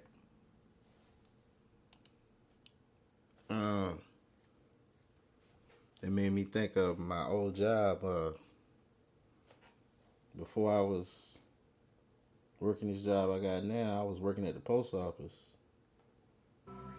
And they make you take an oath before you start working at the post office. Like, I had been working there part-time, then I got on full-time. When I got on full-time, they made me take an oath. And the whole time while I was sitting up in there, man, I was thinking like, man, this is some bull. They had some kind of flag and I mean, it just looked like old school racism, man, up in there, man. It just had an eerie vibe. You know what I'm saying? And it was like, when I was working there, I didn't even last, because I made it to the end of my 90 days. But at the end of my 90 days, when it was time for me to get the uniform and be, you know what I'm saying, a legit postal worker, I quit. Because that junk was taking the soul out of me, man. They was working me like super hard, right? And I had messed around, got my knees had got inflamed, and had to get my knees drained, and man, they just was slaving me, man. It just felt like real slavery, man. one day my manager was going off like the manager stuff didn't care, man. They just cuss at you and everything, man. And one day my manager went off on me, and I was sitting in the car and I was about to take off on my route, and something inside of me was just like, "You're done. That's it. Quit." And so my manager came back, and I was just sitting there contemplating for like 10, 15 minutes. He came back and be like, "Are you, you know what I'm saying?" He's like,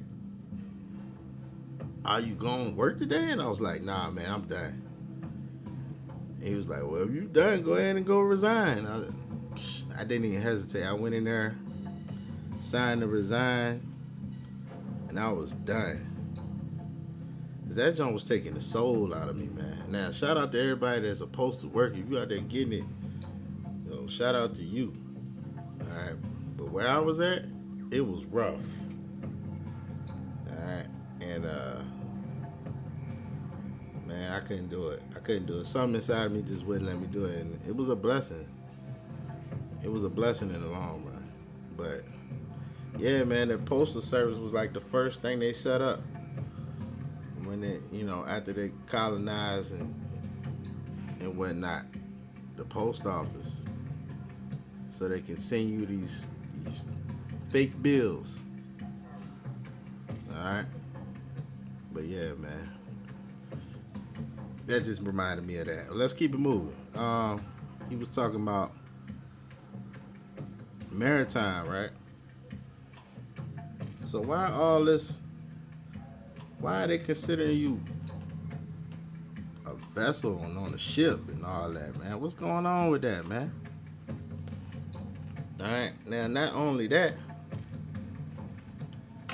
we got a little article. Do not be fooled by the government. All right, so not only is you under maritime law, the law of the water, they also got you in martial law. If you didn't know. I'm going to run through this little quick article real quick. There are too many rumors about the gold French flag that flies in every courtroom that you are dragged into. The U.S. flag is defined by law. The flag law is codified in the Title 4 of the United States Code. It does not have a yellow fringe. When you are in a courtroom, do you see a U.S. flag attached to a wall? A flag on the wall is attached to the real estate, and an appurtenance thereto is part of the land. When you are in a courtroom, do you see a U.S. flag with a yellow fringe, not attached to a wall, but on a pole planted by dismounted troops? If so, you have been given actual notice that you are under martial law. The citizen cannot complain because he has voluntarily submitted himself to such a form of government. Here is the verifiable fact from rock-solid sources. The yellow French flag is a military flag. Understand the deceptions and do not be fooled. Many people assume that the military flag in courts is proof of executive control over the court, but not the congregational control over the courts. If you need to see more proof of congregational control over courts, read this post that he got there. You have lived under martial law rule ever since the Civil War. There are 4 levels of martial law: military law, military government, martial law proper, and martial law rule. See U.S. Supreme Court Luther v. Bergen, 48 U.S. 1 for the first 3. Then martial law rule was necessary for the 8 amendments that specify within the amendment that Congress to enforce. Congress must enforce them because they are contrary to the state's common law, even if they are contrary to state constitutions. The separation of powers prevent legislative power from control over the judicial power except for the constitutional checks and balances. Most martial law information on the internet is limited only to suspension of habeas corpus, such as martial law in the United States. But do not mention martial law rule. The U.S. Constitution gives the president alone authority to declare martial law even without Congress just like Lincoln did, but only Congress can suspend habeas corpus. There can be martial law without suspension of habeas corpus. In the U.S. Constitution, judicial courts are established by Congress from time to time, Article 3, Section 1, whereas legislative tribunals are constituted, Article 1, Section 8. You will only see a gold French flag in a legislative tribunal, even if it calls itself a court. Courts that are controlled by such things are a statute of limitations, or legislated minimum sentencing policies are not judicial. Courts that fly the gold French flag are responsible for giving 14th Amendment citizens the 6 rights allowed by law. See 42 U.S.C. 1981 for the 6 rights.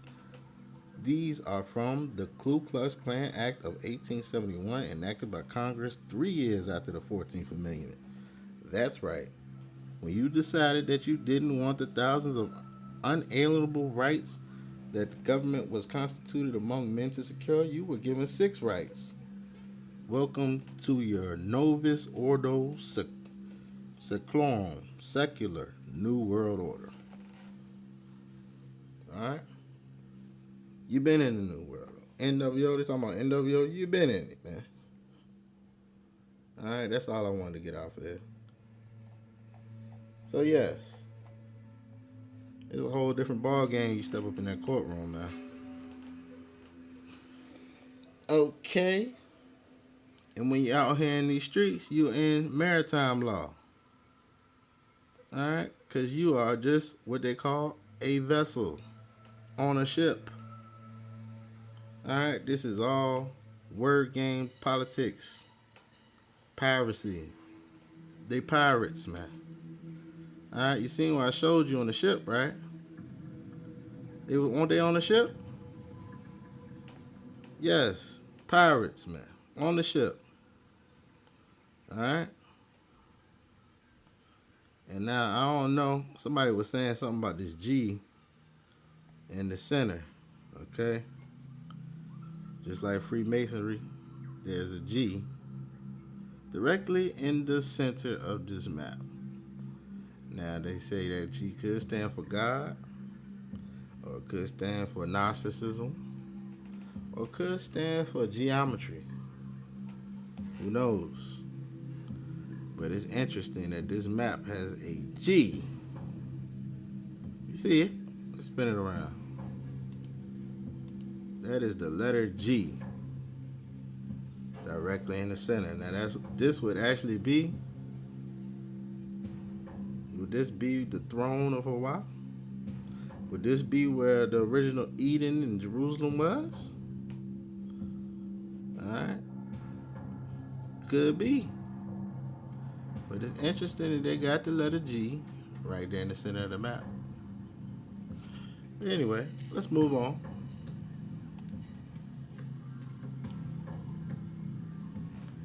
So, we're talking about the Gill man.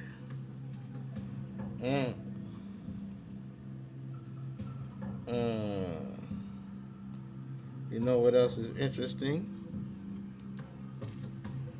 Right? A little word play real quick. When you look up the word Gog, they don't have Gog. But guess what? They take you to Goggle. Now, don't you have to wear goggles when you're underwater? Isn't that what you wear? Just like your man Gilman, the fish? Or is that Gog? And that's funny because it says goggle, to roll the eyes. Goggle eye, squint eye. Goggles, spectacles, protector. Goggle eyes. Now, it says goggle eyes. And don't we have a service called Google? Which is actually owns YouTube, what you watching right now? Google to search something on a Google search. Google-eyed. So you can either be Google-eyed or goggle-eyed.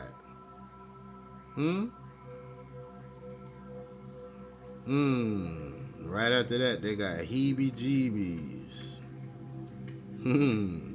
Yeah. Alright, just a little wordplay, man.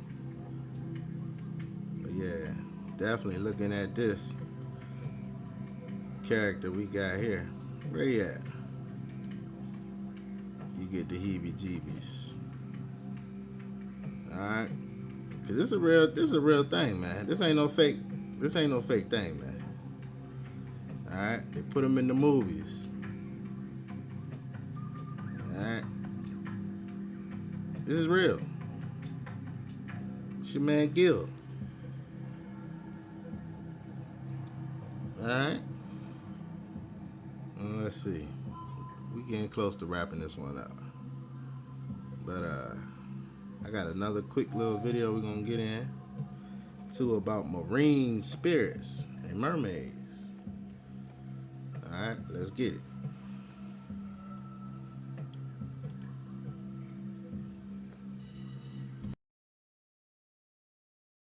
Mermaids. Just myths, some say. But for others, these beings are far more than folklore. They blur the line between the spiritual and the physical, creatures of both beauty and terror, luring mankind into the depths for millennia. From ancient scriptures to remote island encounters, tales of mermaids, mermen, and mysterious marine spirits refuse to fade. In the lands of the ancient Philistines, a god known as Dagon was worshipped. In old texts, Dagon is described as part man, part fish, a figure eerily similar to what we now call a merman. This being wasn't just symbolic. He was a real deity with temples built in his honor across Gaza and Ashdod. The Bible even references Dagon in 1 Samuel, describing how the statue of Dagon fell on its face before the Ark of the Covenant. Some say Dagon was simply a metaphor, but what if he was a remembrance of something real? A creature from the deep worshipped not just in Canaan, but in Mesopotamia before that. A fish god known as Oans, who rose from the sea to teach mankind wisdom. The imagery is too precise to ignore. These weren't just gods. They may have been the first documented accounts of merfolk. Fast forward thousands of years, and people are still encountering them. Take the early 1600s. A farmer named Thomas Rold saw something strange off the coast of Wales. He called others over, and together they watched a bizarre, half-human creature in the water for 3 hours. It wasn't just a fisherman's tale. The sighting was documented and even illustrated, showing a monstrous fish with the torso of a woman. Could this have been a mermaid, surviving far beyond the time of myths? The Nordic regions told their own stories. In a 13th century Norwegian manuscript, there is mention of a merman. Not a handsome sea prince, but a towering monster rising from the ocean with shoulders like a man and no hands. Witnesses said his presence always signaled doom, storms, shipwrecks, disaster. These were not friendly visitors from the sea, but omens of death. Then there's the legend of the Mamiwata, a name whispered across Africa. Mamiwata means mother of water, and she is no simple fish woman. She's a water spirit, feared, loved, and still worshipped to this day in parts of West, Central, and Southern Africa. She is beautiful, seductive, and dangerous. Sometimes she appears with flowing black hair, other times with pale skin and gleaming eyes. Those who see her might gain wealth, power, or vanish forever. In Zimbabwe, dam workers once reported pale-skinned, dark-haired figures with fishtails lurking in the water. These were strong, seasoned men, not ones to scare easily. But what they saw shook them so deeply that many of them quit their jobs and refused to return. Some said the creatures attacked. Some said they dragged people into the depths. When a second crew was brought in, outsiders unfamiliar with the local legends, they too encountered the same beings. The construction only continued after local elders performed rituals to appease the spirits in the water. According to African belief, when Mamiwata takes someone, she doesn't just kill them. She draws them into a spiritual realm. Some who return are changed forever, with dry clothes, strange knowledge, and a spiritual awakening. This isn't unique to Africa. It mirrors stories from South America, the Caribbean, even the ancient Near East. It's as if different cultures were describing the same entity and attributing her with divine or supernatural power. One such account comes from the Indonesian island of Morotai. Rain Millard, a U.S. Navy man, was stationed there when he saw something that would haunt him forever. A group of fishermen were pulling a thrashing creature from the sea. He assumed it was a shark. But as he got closer, he realized this was no ordinary catch. It looked human. Too human. The fishermen casually called it a mermaid. Millard begged them to release it. They refused. As the creature thrashed in the net, Millard saw a being with a dolphin-like lower body, a humanoid torso, and coarse features. Not the beautiful siren of storybooks, but something raw and real. It had pink-red skin, thick body hair, and long hands with 4 fingers and 2 thumbs. It wept like a child, and then it died. The islanders claimed these beings lived in schools, avoided humans, and came ashore only at night, crawling onto beaches before vanishing at the first sign of danger. To them, they weren't legends. They were animals, real, hunted, and feared. But the idea of mermaids being physical creatures is only part of the story. What if they are spiritual in nature? The Book of Enoch suggests something dark behind the legend of the sirens. In chapter 19:2 it states, "And the women also of the angels who went astray shall become sirens." These were not sea creatures, but human women, cursed and transformed for their role in corrupting mankind alongside the fallen watchers. Their punishment? To become alluring, soulless beings, doomed to haunt the oceans and seduce others into damnation. No longer human, but not entirely beast either.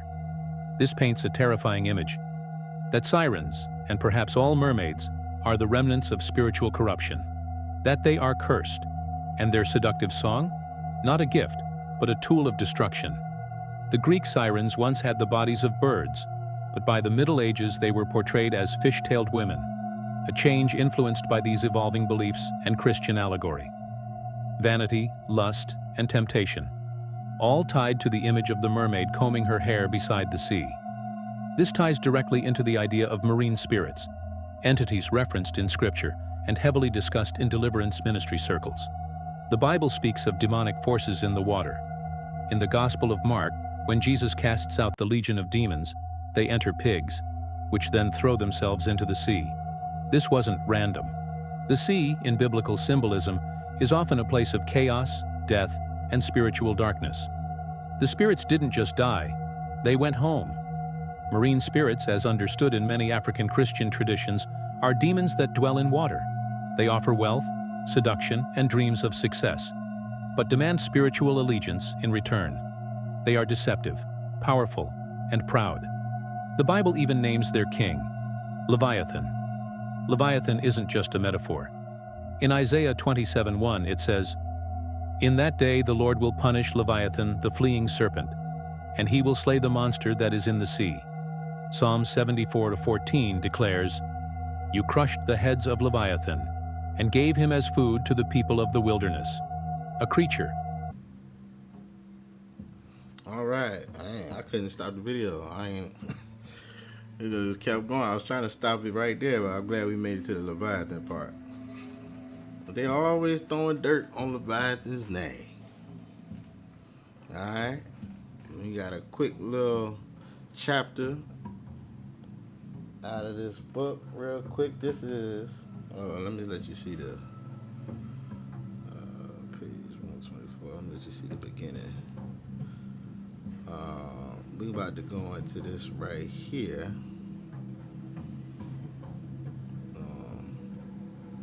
Perke de Rabbi Eliezer. Alright. The chapters of Rabbi Eliezer the Great. Okay, so they say. Alright. And published in 1916. But I think it was written before then. Alright. Anyway. We're gonna get one quick chapter out of this. And then we getting close to wrapping this thing up. But let me see. Yeah, I almost forgot. Almost forgot.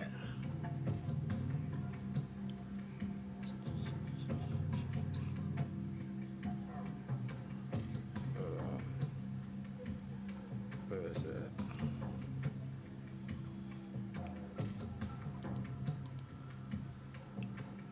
Okay, he was talking about Leviathan, right? We get in chapter 9. Chapter 9. Alright. The creation and wonders of the 5th day. Okay? On the 5th day, he caused the waters to bring forth abundantly all kinds of winged fowls. You're talking about the Most High now. Male and female, unclean and clean. By 2 signs are they declared to be clean, by the crop and by the craw peeling off. Rabbi Eliezer said another sign was also by the projecting toe of the claw. 2 kinds of birds have been chosen for the offering with burnt sacrifice, namely the turtle dove and the young pigeon. He caused the waters to bring forth abundantly all kinds of fish, male and female, unclean and clean. By 2 signs are they declared to be clean, by the fins and by their scales. And if they do not have them, both signs, they are unclean. On the 5th day, he caused the waters to bring forth abundantly all kinds of locusts, male and female, clean and unclean. By 2 signs are they declared to be clean, by their long legs which they jump, and by the wings which they cover the entire body.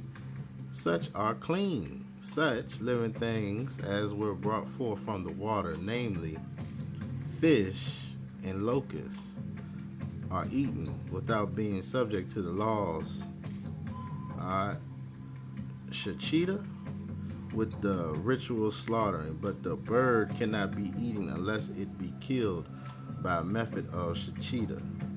Such creatures which have been created from the earth have their blood covered with earth, and such as have been created from the water must have their blood poured out like water.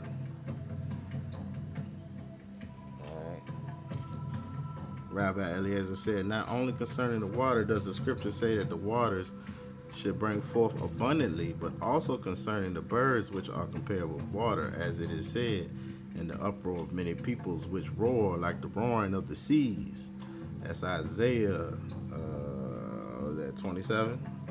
And just as the waters brought forth abundantly on the 5th day, likewise in the future will the nations of the world swarm in the 5th world, and they will fight one another to destroy one another, as it is said.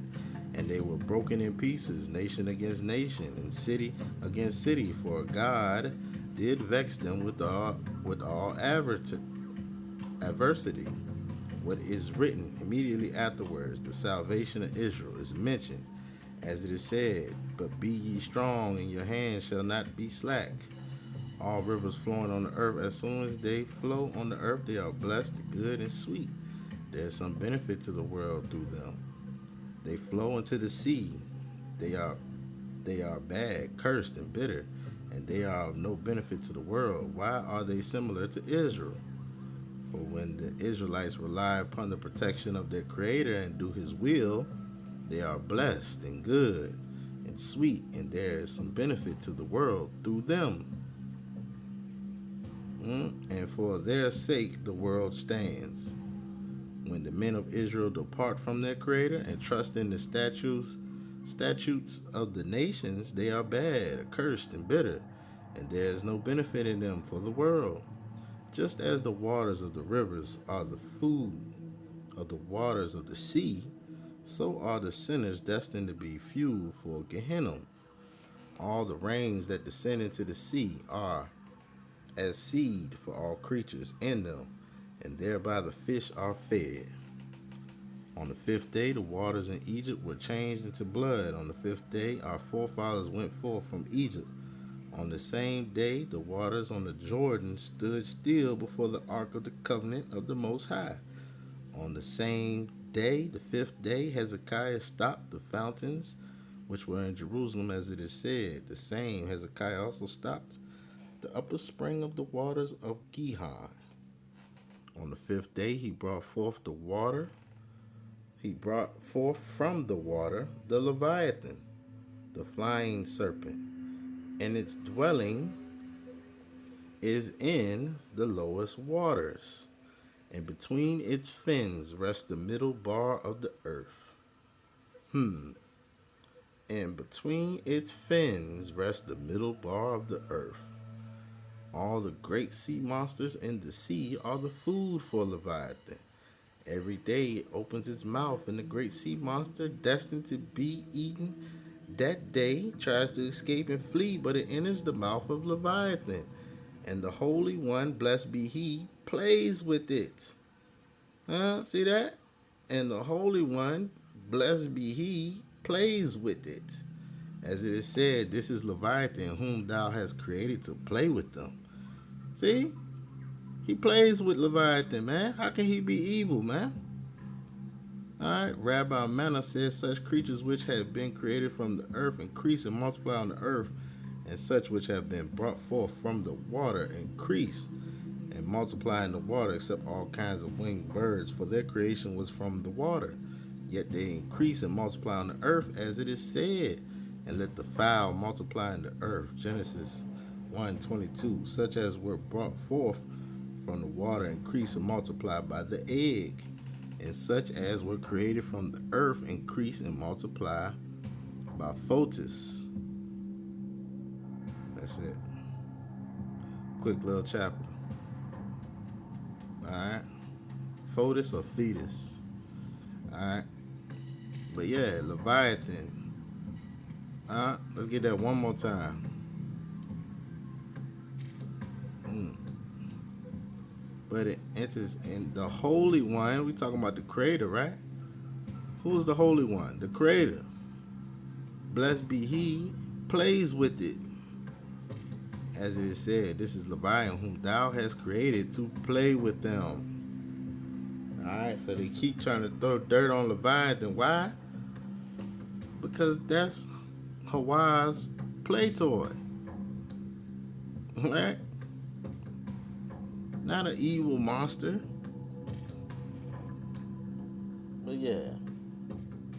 Let's keep it rolling. Then we almost out of here. Alright. What's this? Okay. Under the sea demonology, marine demons and water spirits. Here you go, man. Alright. Reflections of a demonologist. Marine demons and water spirits. Jezebel, Incubus, Succubus, Dagon, Verona, Asmodeus. And now look, they got them in there. They can't help themselves. They can't help themselves. Alright, Leviathan. Alright, we just read. That's wrong. Alright. Now, what is a marine spirit? Alright. While many are familiar with principalities and powers like Jezebel and Incubus, few have heard of marine demons, also called water spirits. Water spirits dwell or originate from a water source such as rivers, ocean, wells, dams, lakes, and streams, but are not limited to that environment. In fact, the real reason they are called marine spirits is when they manifest, they have scales like a fish or snake. Most marine spirits are spirits of lust and perversion, even though the hierarchy are mainly spirits of murder. Alright, now here they go. JC rebuked it, huh? That's what he did, ain't he? He rebuked himself. Did he rebuke himself? Let's see. Oh, okay. 78% of the world is water. And 70 to 80% of human beings consist of water. Ain't that something? I'm going to run through this real quick, alright? Matter of fact, here we go. First thing they got up here is your man, Dagon, alright? There he is, the merman. That's JC. There you go right there. Alright.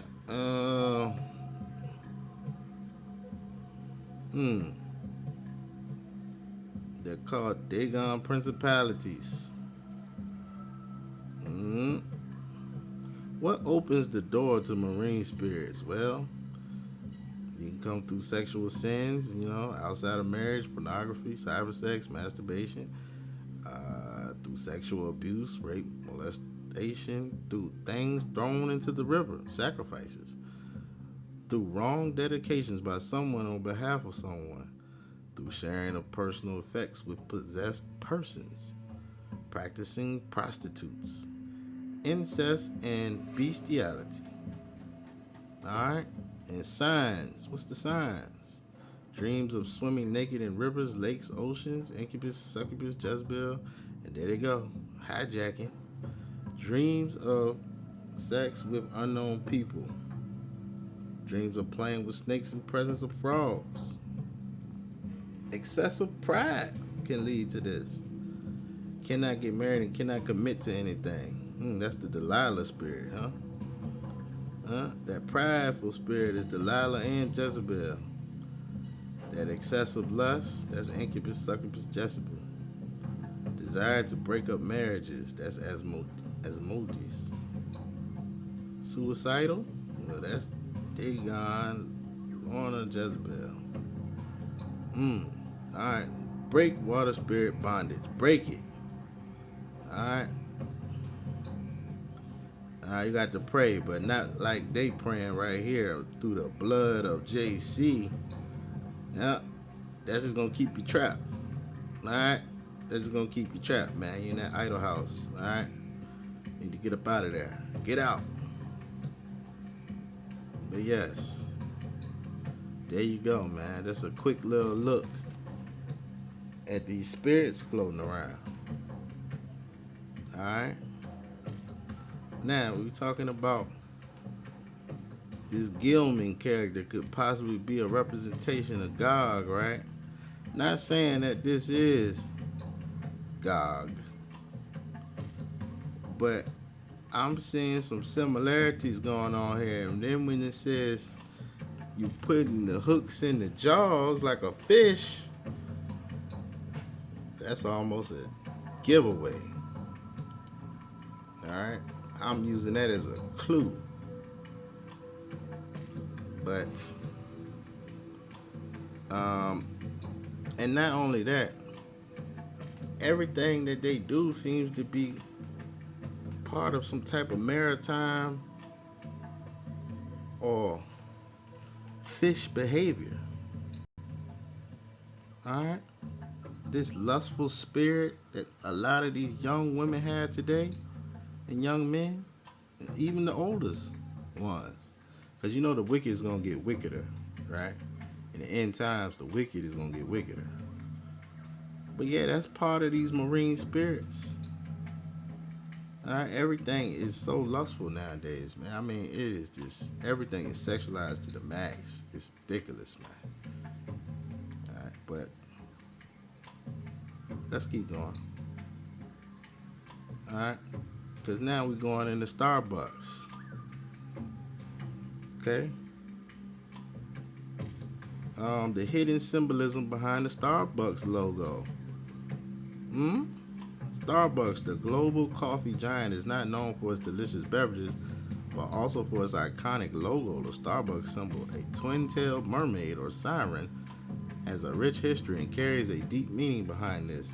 This intriguing symbol has become synonymous with the brand, representing commitment to quality, adventure, and allure of coffee.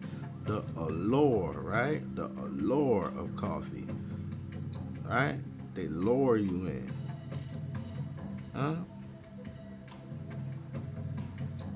Why they trying to lure you in, man? And I thought the logo was frontwards. They got the logo backwards on this one, man. What? So they do it backwards and frontward? What in the world, man? But I thought that was interesting. I'm just throwing that in there because Starbucks is creeping up, man. The largest food chains in the United States, look. They got more Starbucks locations than McDonald's. They're only second to Subway. The largest food chains in the United States in 2025. Starbucks is everywhere, man.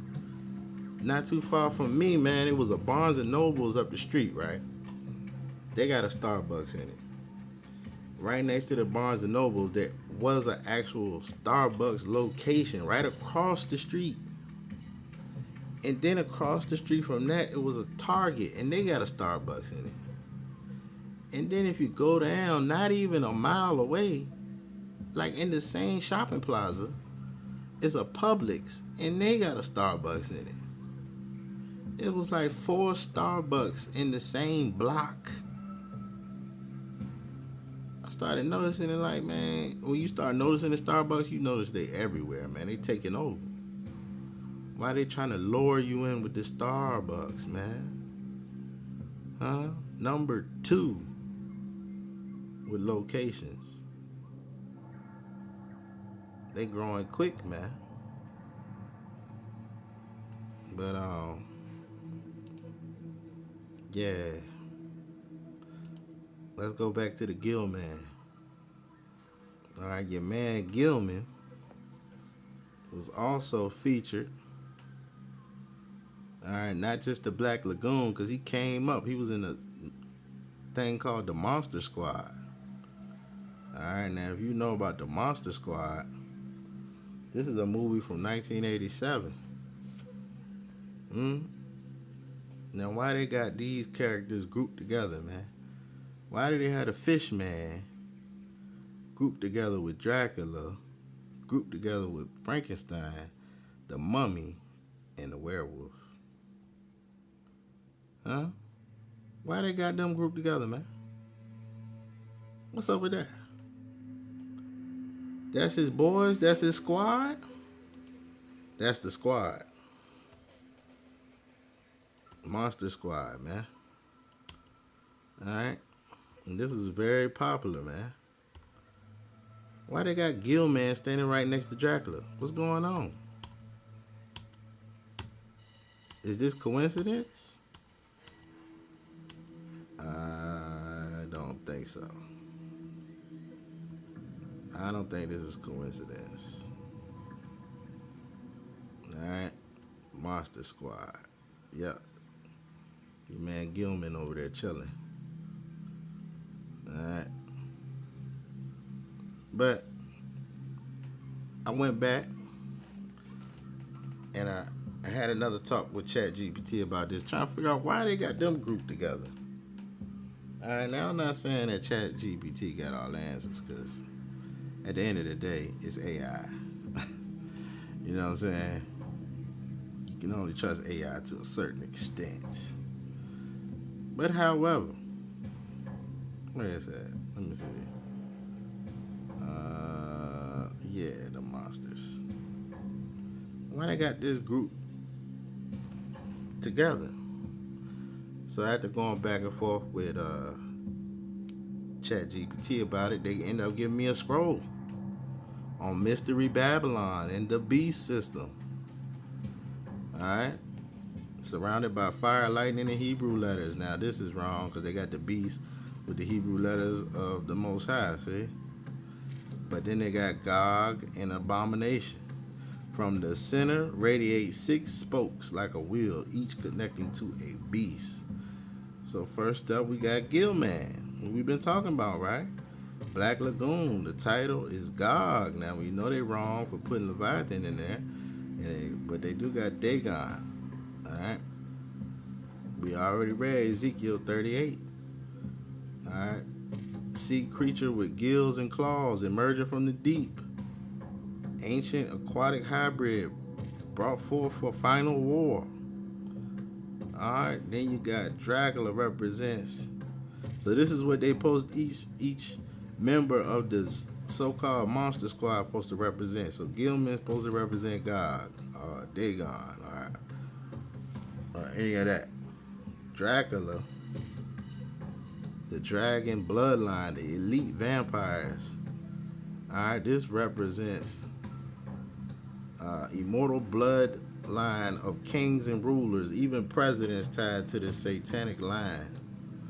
Alright, so here go your blood suckers, right? The werewolf, interesting, they got werewolf represents Esau or Edom. Beast nature. So we know Esau and Edom is the end of the world. They got him. He was described as hairy, and they got him connected to the werewolf, man. All right. The wild man lineage is hunters who rule by force and devour the meek. Transforming under the full moon. Frankenstein is supposed to represent the Nephilim resurrection, forbidden knowledge. Alright, giant reanimated with lightning and ancient runes. You go to Genesis 6 or Enoch 1. This represents science and sorcery, attempts to resurrect post-flood giants. So here you go with your Nephilim spirits, right? They still got Nephilim spirits floating around. These might be your sorcery, all right? You think of sorcery, you think of your man Thoth, man. All right, who was also connected to what?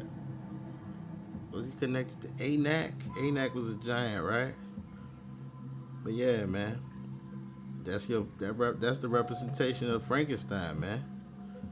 All right, then you got that mummy. That's supposed to represent the pharaoh priesthood, ancient sorcery, right? Egyptian priest king with glowing amulets.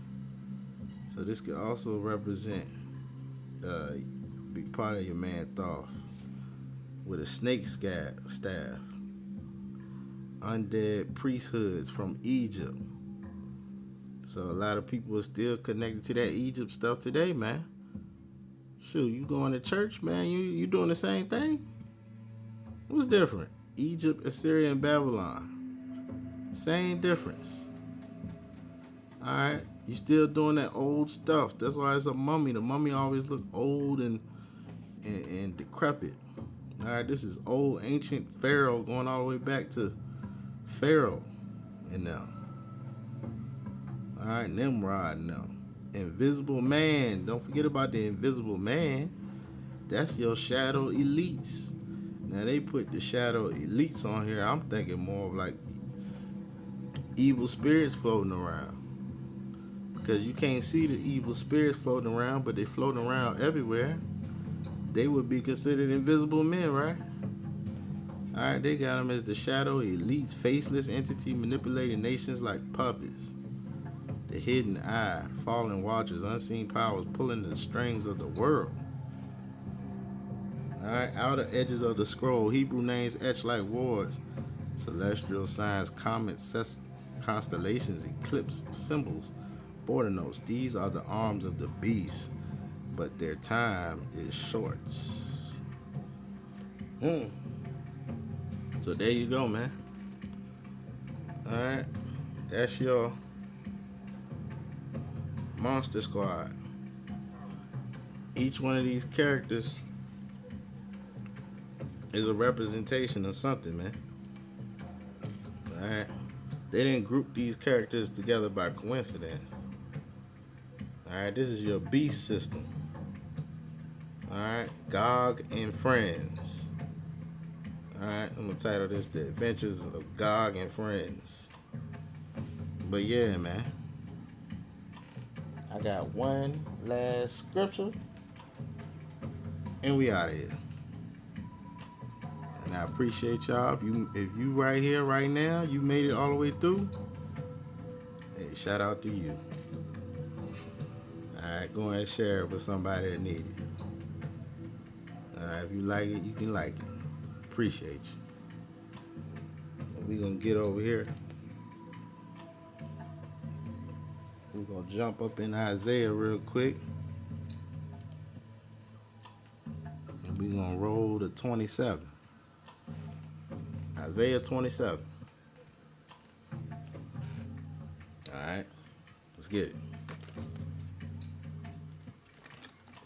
I'm gonna turn up for the last part.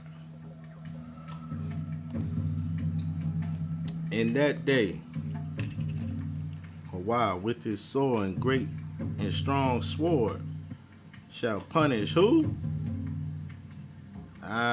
See? There you go again. Shall punish who? They got Leviathan, the piercing serpent, even Leviathan, that crooked serpent. And he shall slay the dragon that is in the sea. Ain't that something? Now, I thought I had it pulled up. I ain't got it pulled up. That's all right. Let's get it.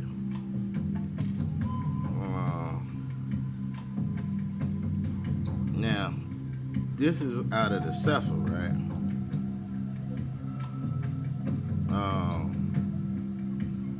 If we run over here, same chapter, same book, Isaiah, in the Septuagint, it says, "In that day the Most High shall bring his holy and great and strong sword upon the dragon, even the serpent that flees. Upon the dragon, the crooked serpent, he shall destroy the dragon." So I don't see Leviathan's name in this one. Alright, it seems as if somebody trying to throw dirt on Hawaii's play toy. Alright, but that's okay because we already got that. Alright, verse 2. "In that day sing ye unto her a vineyard of red wine." Hawaii do keep it. Hawaii do keep it. I will water it every moment, lest any hurt it. I will keep it night and day. Fury is not in me. Who will set the briars and thorns against me in battle? I would go through them. I would burn them together, or let them take hold of my strength, that he may make peace with me, and he shall make peace with me. He shall cause them that come of Jacob to take root.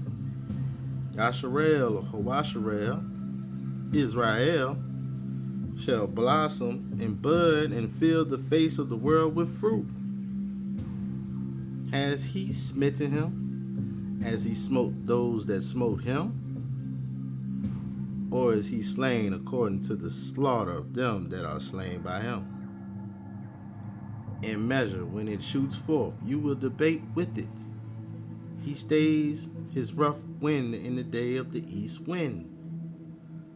By this, therefore, shall the iniquity of Jacob be purged. And this is all the fruit to take away his sin, when he makes all the stones of the altar as chalk stones that are beaten in sunder. The ashy poles and images shall not stand up. Yet the defenced city shall be desolate, and the habitation forsaken and left like a wilderness. There shall the calf feed, and there shall he lie down, and consume the branches thereof. When the boughs thereof are withered, they shall be broken off. The women come and set them on fire, for it is a people of no understanding. Therefore he that made them will not have mercy on them, and he that formed them will show them no favor. And it shall come to pass in that day that Hawaii shall beat off the channel of the river unto the stream of Mizraim, and ye shall be gathered one by one, O ye children of Israel. And it shall come to pass in that day that the great shofar shall be blown, and they shall come which were ready to perish in the land of Asher, and the outcast in the land of Mizraim, and shall worship Hawaii in the holy mount of Jerusalem. Dawada. Alright. Alright, Ahab. I'm gonna catch y'all on the next one, man. Appreciate y'all. Alright. Shalom.